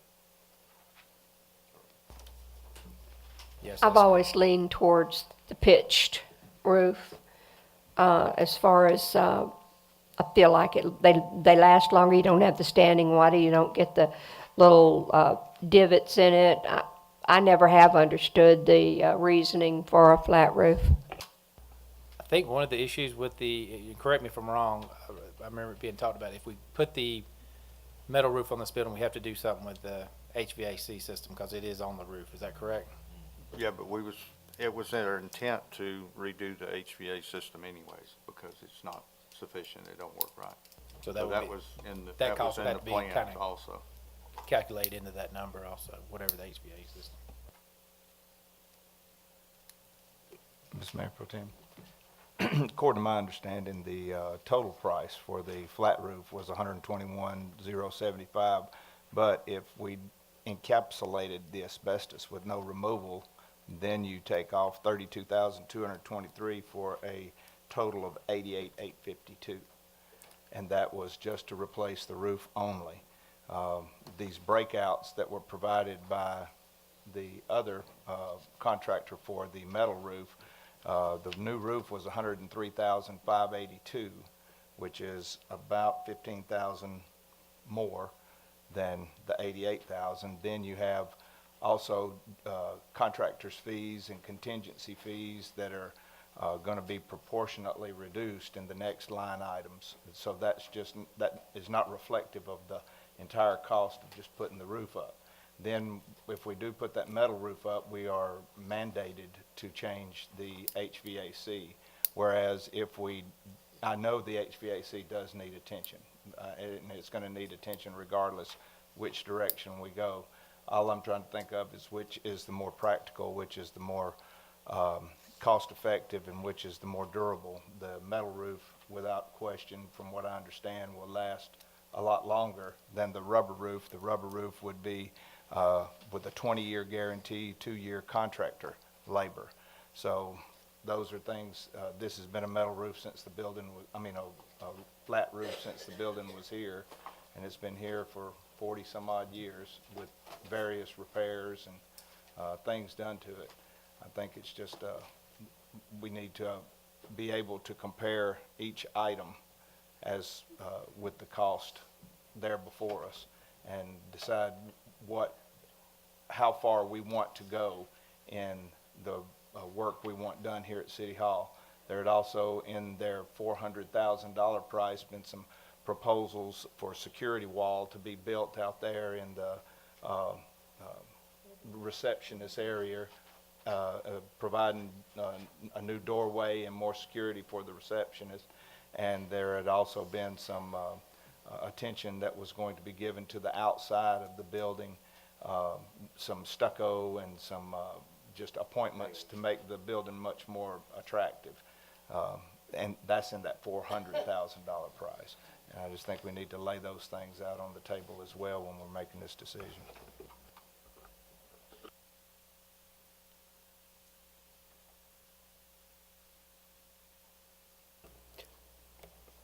Mayor Pro Tem, I was reading over that $121,000 proposal, and that price, if you look in the fine print, does not include several things that they listed. One of them being containers like dumpsters and that kind of stuff. The city would have to pay for that. So that price is actually not the correct price.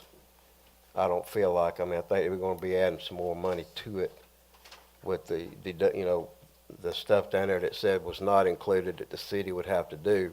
It's going to raise that price up. I don't know how much, but it was going to raise it up some. Any more comments? So it looks like that we need to have our interim city manager to do, bring us some comparables of the flat and the pitch so that we can see exactly apples to apples, how much we would be looking for in each one of them. And a total that includes dumpsters and things of that nature, because we don't want to, we need a total job did if we're looking at doing it. When I'm doing this, would the council like me to include the HVAC either way? The replacing of the HVAC either way? Get that pricing also? I would say yes, I would. Even if we do the flat roof down, we do have some gas that's up there, all that would have to be reworked, and then Councilman Hearn is right, that's not included in that price, the city would be on the hook for that, so if we were moving all that off the roof now, we can get a price for doing that and doing the flat roof or a metal roof. I can do that. Thank you. Any more comments? All right, moving on to the next line item, mayor and council to discuss and possibly vote on implementing a custom mobile app for the City of Hampton residents to provide news and upcoming event. I'd like to make a motion that we approve an app for the City of Hampton residents. Second. I have a motion on the floor. Is there any discussion?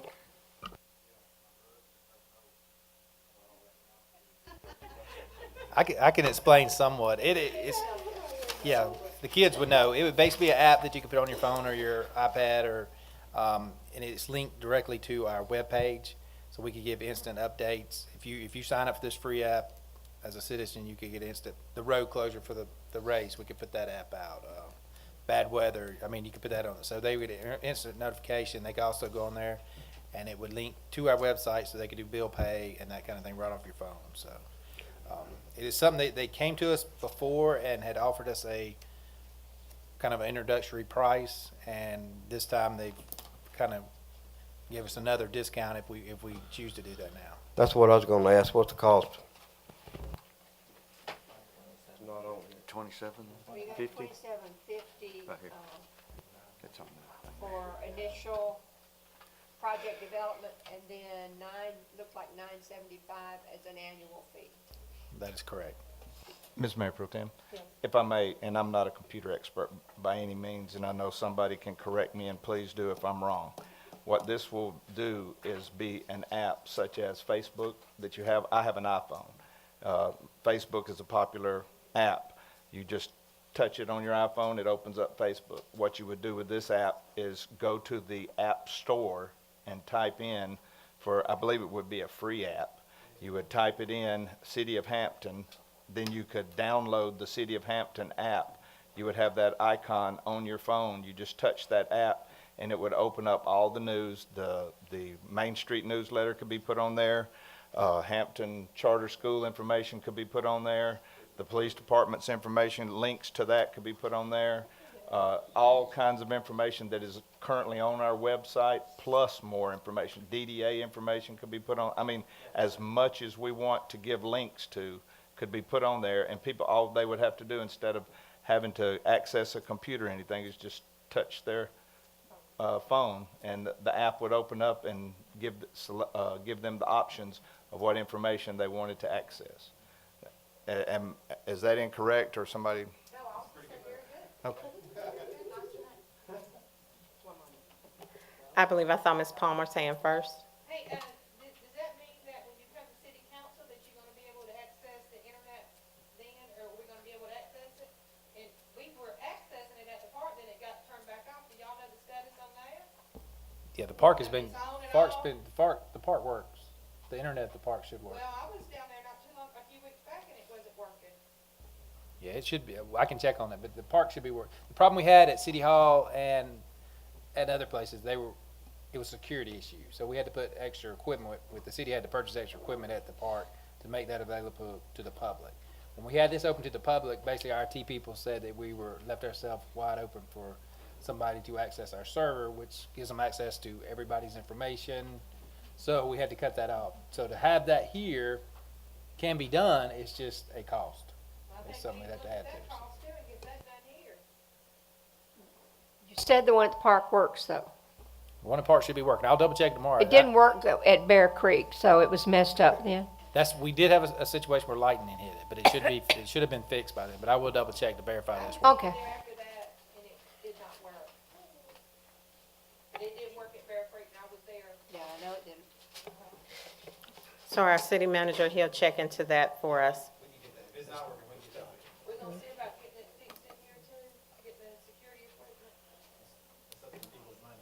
It's a cost. That might be something we can discuss at another time. Ms. Dodgens, I believe you had your hands up next. Yeah, I don't mean to be so negative tonight, kinda nice y'all all look. But who's gonna manage this? And the reason I ask Same one that that don't is manage the because other. we can't get posting on Facebook of council meetings, but we can get umpteen dozen Facebook posts from the city on certain businesses in town having parties. And also, if you pull up the website, it's kinda hit or miss if you have the agenda on there, you know, the day before. And the website still shows our previous city manager. So it's like, okay, who's gonna manage this? I mean, we're not managing the website, we're not managing the Facebook, and we're gonna add another technology. I would love the technology you're talking about. But if it's not managed correctly, what use is it? I totally agree. So that's one of the things that our city manager will definitely have to look into to make sure that we get our updates. I'm not exactly sure who is in charge of our web page. I know that our Main Street director usually does the Main Street site for Facebook, so we just want to make sure that information is up to date and that we keep abreast, because as it was pointed out, it's no use to having something if it's not properly used and it's not benefiting the city with the proper information. I have Ms. Bodie. I love the app idea. One thing, Pastor David at Berea Christian Church, they just added one, and he was able to pay it up front and bargain with the company they use, and he saved like $1,000. I don't remember exact, but I think he said he paid $1,900 as a base charge, so if you do go do it, talk to him about who they use. And it's nice, it's got a lot of different sections in it. All right. Ms. Oliver. Well, you know, when we got the electronic board out there, we're stretching personnel to have someone to input information on that. So if that was a stretch on personnel, consider what this is going to do. So you might want to think about adding, the cost of a part-time person or something to manage this, as Ms. Dodson said. It's because it's going to take management for it to be effective. I believe who's managing it now? Denise's assistant? It depends, we have several web pages. Tiffany is doing the City of Hampton pages, but she's in the process of training Susan. Susan's been hired since then. And then, with the Main Street, Denise is doing that with the assistance of Angie and, Susan. So we have added staff. So we got 5 people and we can't keep it straight? You got that right. That's where you're. I think that could be fixed. I think we could keep an eye on that and make that happen, so. I was gonna say, so we're depending on our interim city manager to go ahead and get that fixed and bring about a solution or resolution for that. Thank you. I have a comment from Mr. Williams.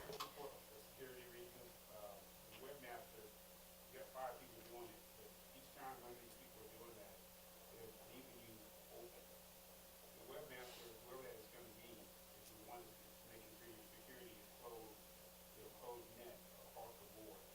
And you need a webmaster, because here and here, you won't know when someone actually breaks into your systems, you won't know until it's too late. So, maybe worth investing in a webmaster. That's definitely something we can look into. All right. We have, any other questions, comments about that? All right, let's go to the next item. Mayor and council to discuss and possibly vote on We the, have a motion on the floor. Oh, we have. sorry. Okay. I have a motion on the floor, and it's been second to approve the app for the city of Hampton. All in favor? All opposed? I have 4-2.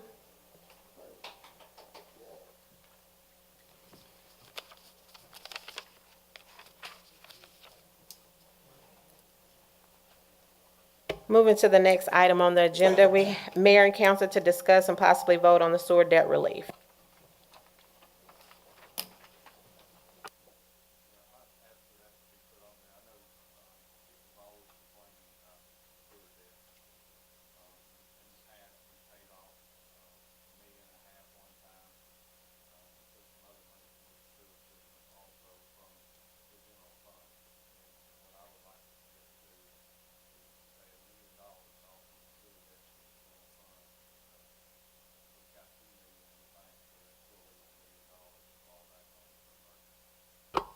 Which is the amount required. Which is the amount required. I would like to move that we pay $1 million on the sewer debt.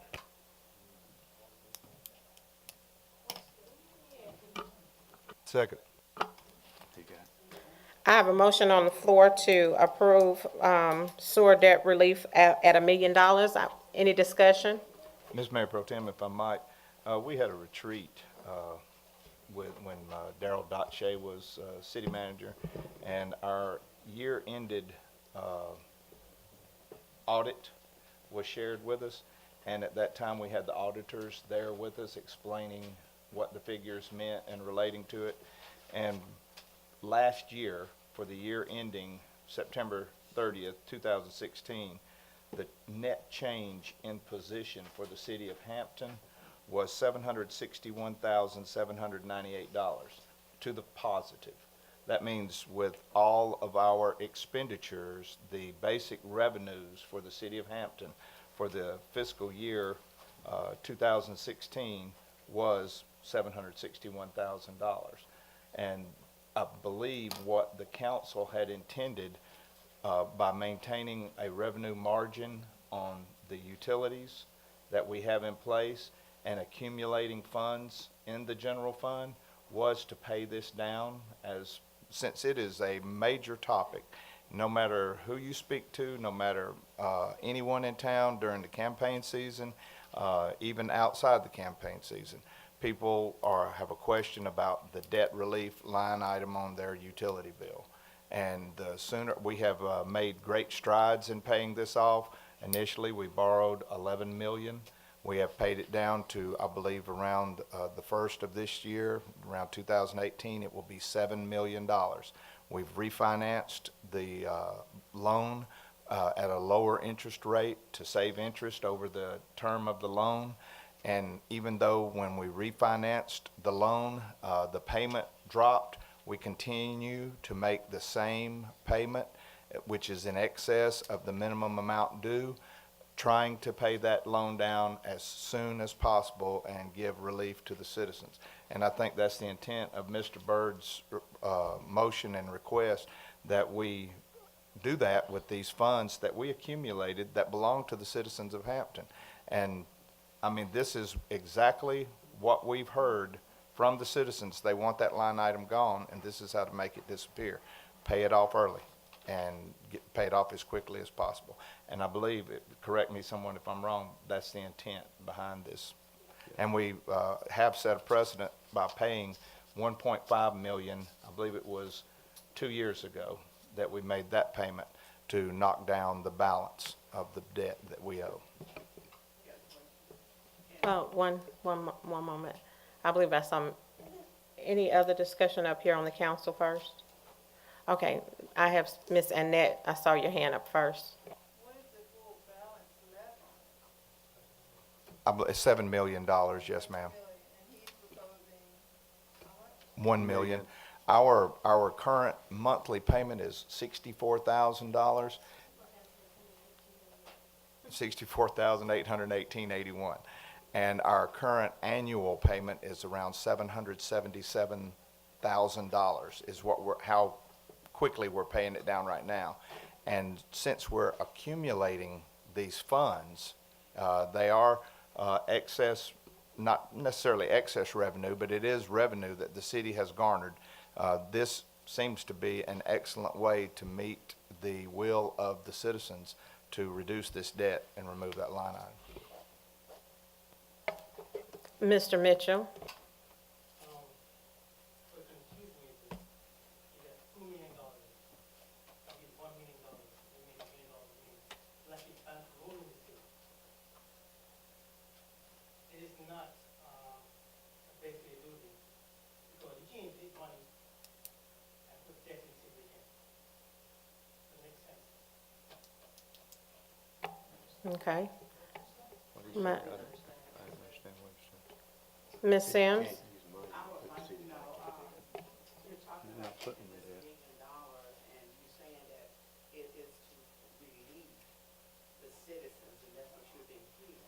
But when are we gonna get relief? Is it gonna be instantly for this $1 million? Or is the loan, when the loan gets paid off? When the loan gets paid off. So in essence, it's really not gonna bring any relief right now to the citizens of Hampton.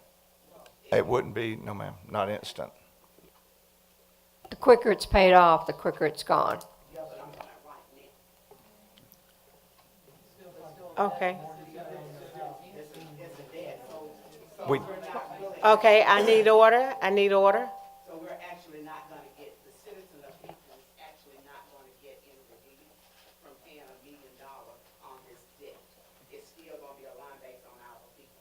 Yes, ma'am, there'll still be a line there on the bill. We did suspend the automatic rate increases last year, last October of 2016. So we've been absorbing the rate increases from Henry County on the water charges. We have not gone up on our electric charges right now. At the 1,500 kilowatt hour rate, we are 8th lowest in the state of Georgia, according to the Public Service Commission.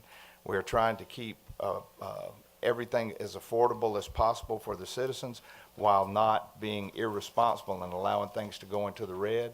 But when we do have a revenue margin that allows for an accumulation of funds to disperse those funds, that's just like the 2 years ago when we paid the 1.5 million. We don't see an instant relief, no. But if we don't pay it, that relief is going to be farther down the road, even farther down the road.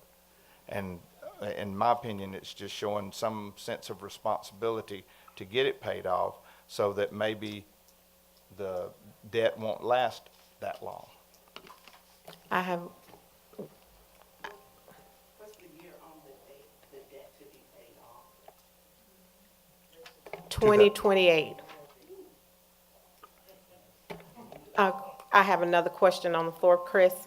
Yes, ma'am, thank you. That led into my question is, if we don't do this, what date does it get paid off? If we do it, what is the payoff date? Because that will let us know when the relief actually comes.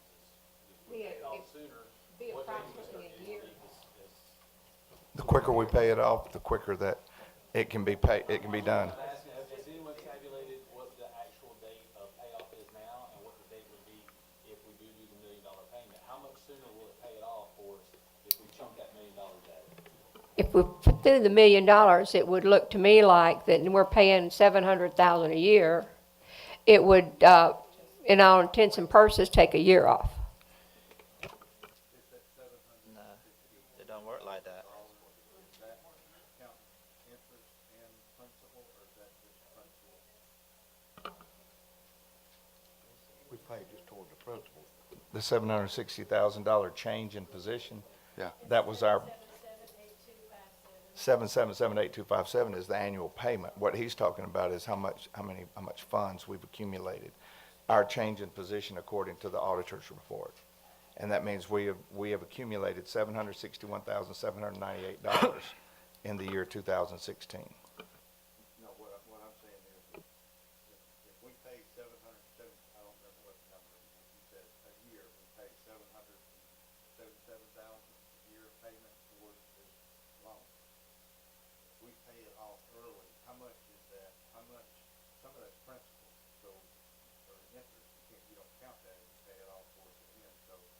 instead of 1 year and 3 months, it could be 1 year and 7 months. Because you don't count that interest, so you've gotten away with that. Right. So even if we don't count the interest, it's gonna be at least 1 year and 3 months early.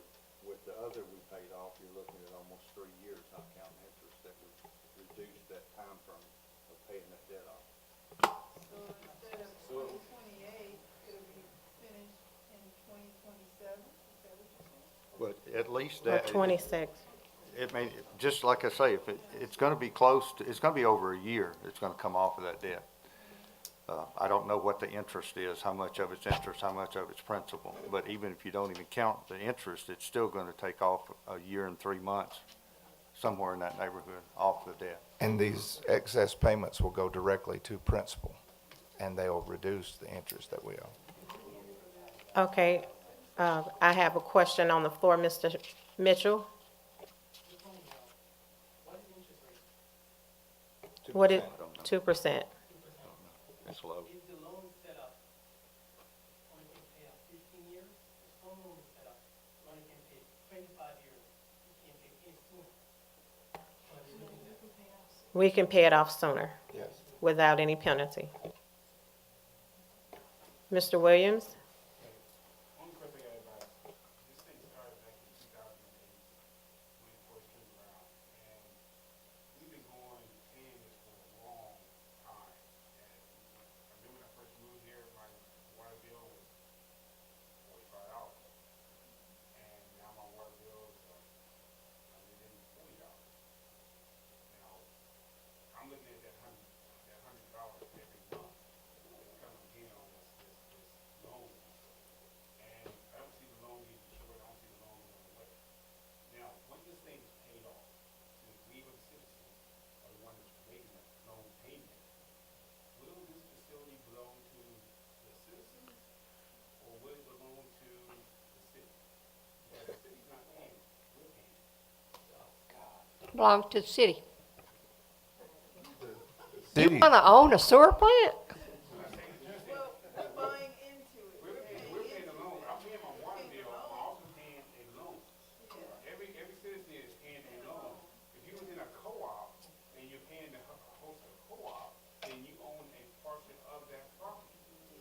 When this thing is paid off, what benefit is gonna be coming back to us? Our benefit is gonna be, hey, your bill goes back to $40, or is it gonna stay at that $140?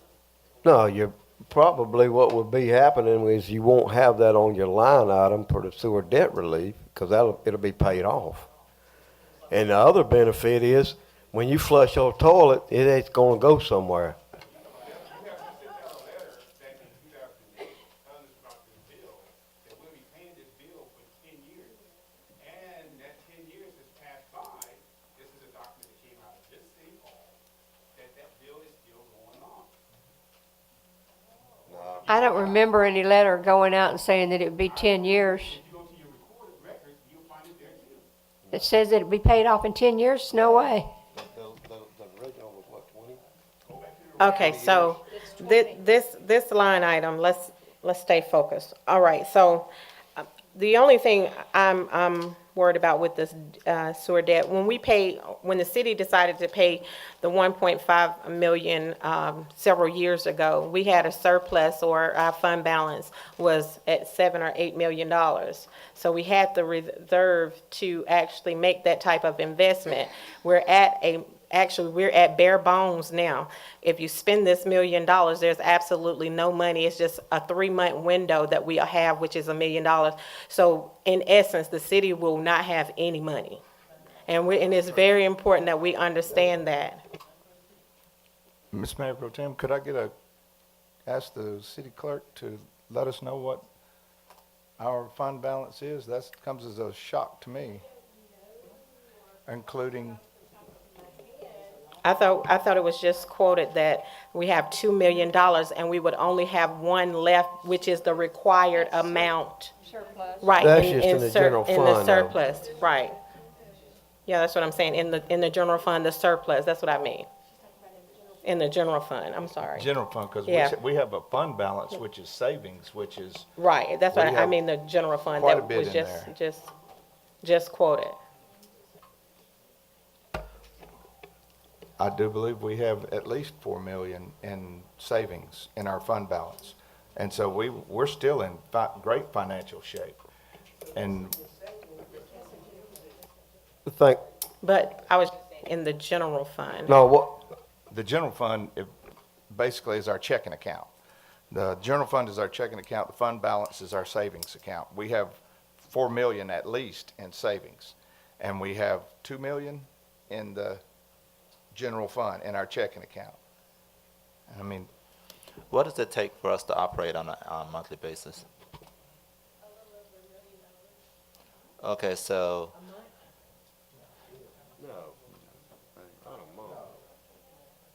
we have, Our budget ain't. not including franchise, yeah, because yeah, okay.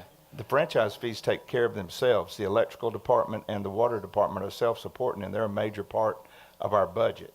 I believe our actual budget figures are somewhere around the $2 to $3 million mark, which you would just divide that by 12 and say $300,000 a month would be 3.6 million.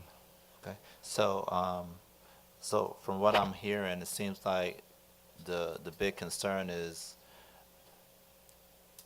what the amortization schedule is gonna look like if we make this payment, this lump sum payment. Is it possible to get that information prior to making the vote on this?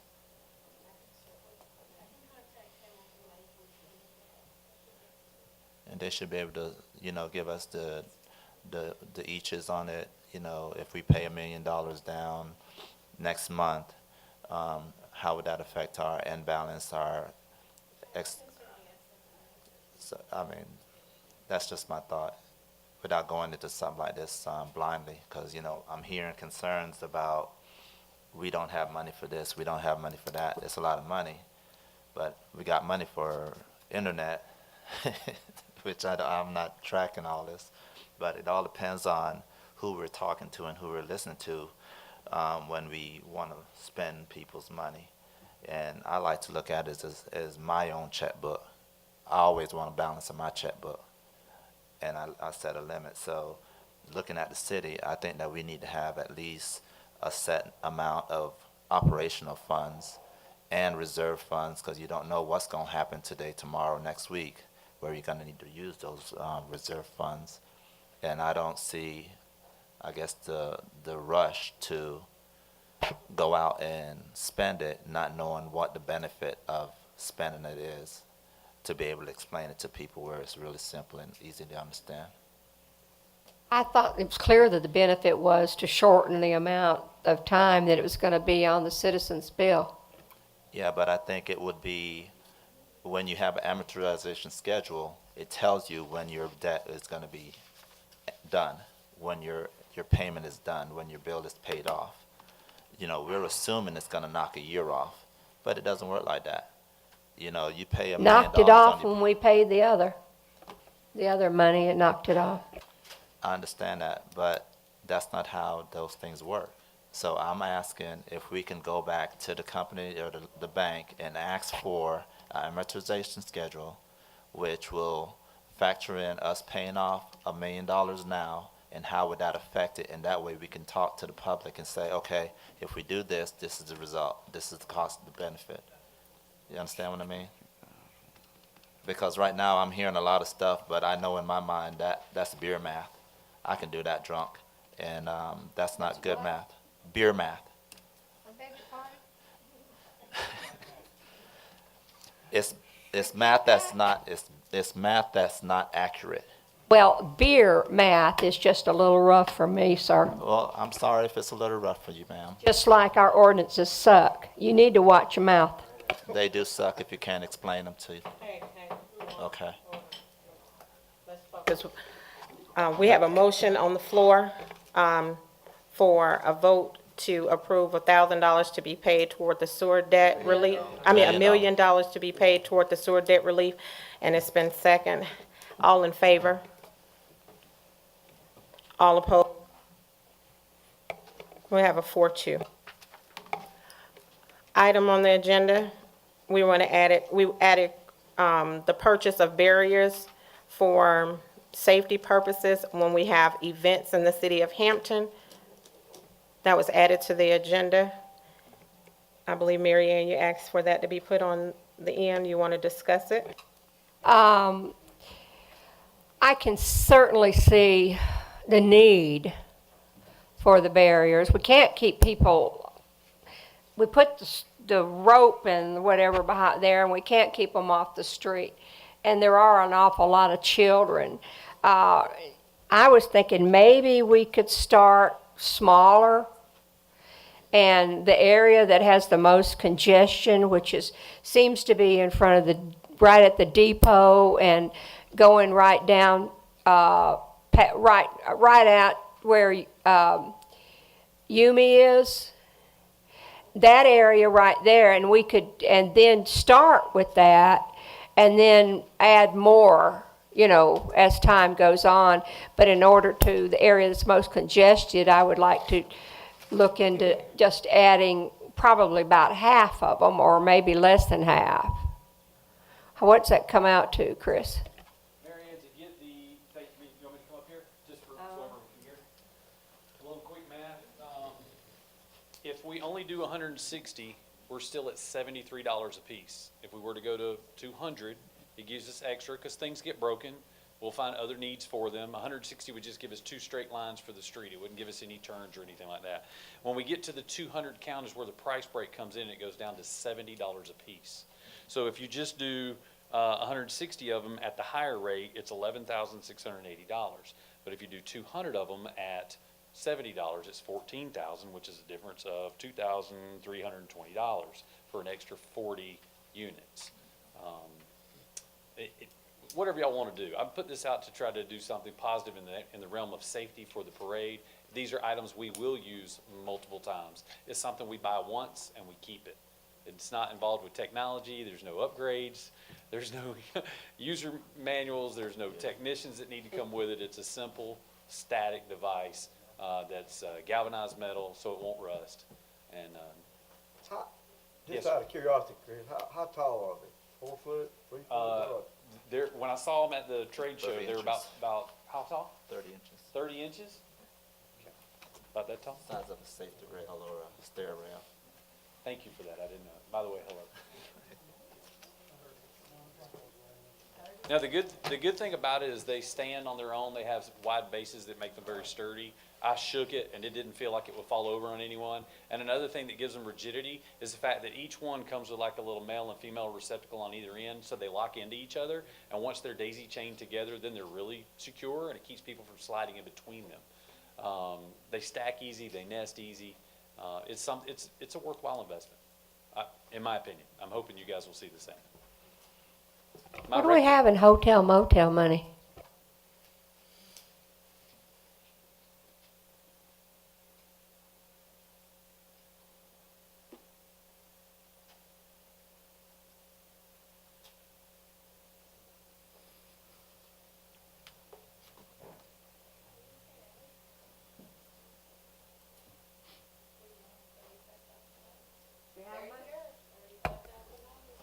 I make a motion, we buy them all.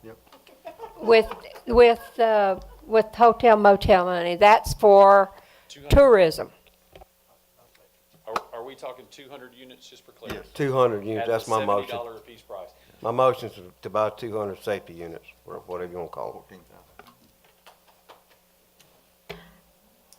I have some discussion from the floor. Ms. Palmer? No, I'm all right with it, but I just want to say something before y'all, after he gets finished. Okay, now, any more discussion regarding this? I have a motion on the floor from Mr. Hearn and a second by Mr. Byrd to approve 200, is it units? Units. Yard, units, okay, units for safety can rail and For barrier. 14,000, whatever that amount was. All right. There is an option to save a little money if we want to go pick them up in Buford. We have the equipment and the people, or we can pay, I believe it's about $500 to have it shipped to us. So that would be what's that? Have it shipped, don't worry about all that running traffic. This is the holiday season and you want them for Christmas. It's true. If we can go ahead and order them this week, we'll have them for the Christmas parade, which is what day? December 9th, 7 p.m. How many days is that? Let's We take a got vote. 26 days left. Tomorrow, somebody will be having 25. Chris, let's take a vote. All in favor? Yes. All opposed? Thank you very Pass. much. Thank you very much. You're keeping our babies safe. Good All stuff. right. Ms. Palmer? Hey, I heard this evening some people use some phrases and words that aren't appropriate. There's a kids here, and using some of the words, I don't even want it to come out of my mouth. But I heard 2 or 3 words here that I think, if I had a child here, I'd be calling for your office, the other office you serve, because I think it's most inappropriate. You're role models. If you can't take it serious, you might want to consider what you signed up for. But to have a guest even to come here to hear those, I hope that you think and use better choice of words. Thank you. Thank you, Ms. Palmer. Any more comments? All right. Is there any need for an executive session tonight? I move that we go into executive session for discussion of possible litigation. Personnel. Personnel. And purchase of property, just go ahead and cover them all. I have a motion on the floor to adjourn to executive session for litigation, real estate acquisition, and personnel. All in favor? Oh, did I get a second? Second. Marty?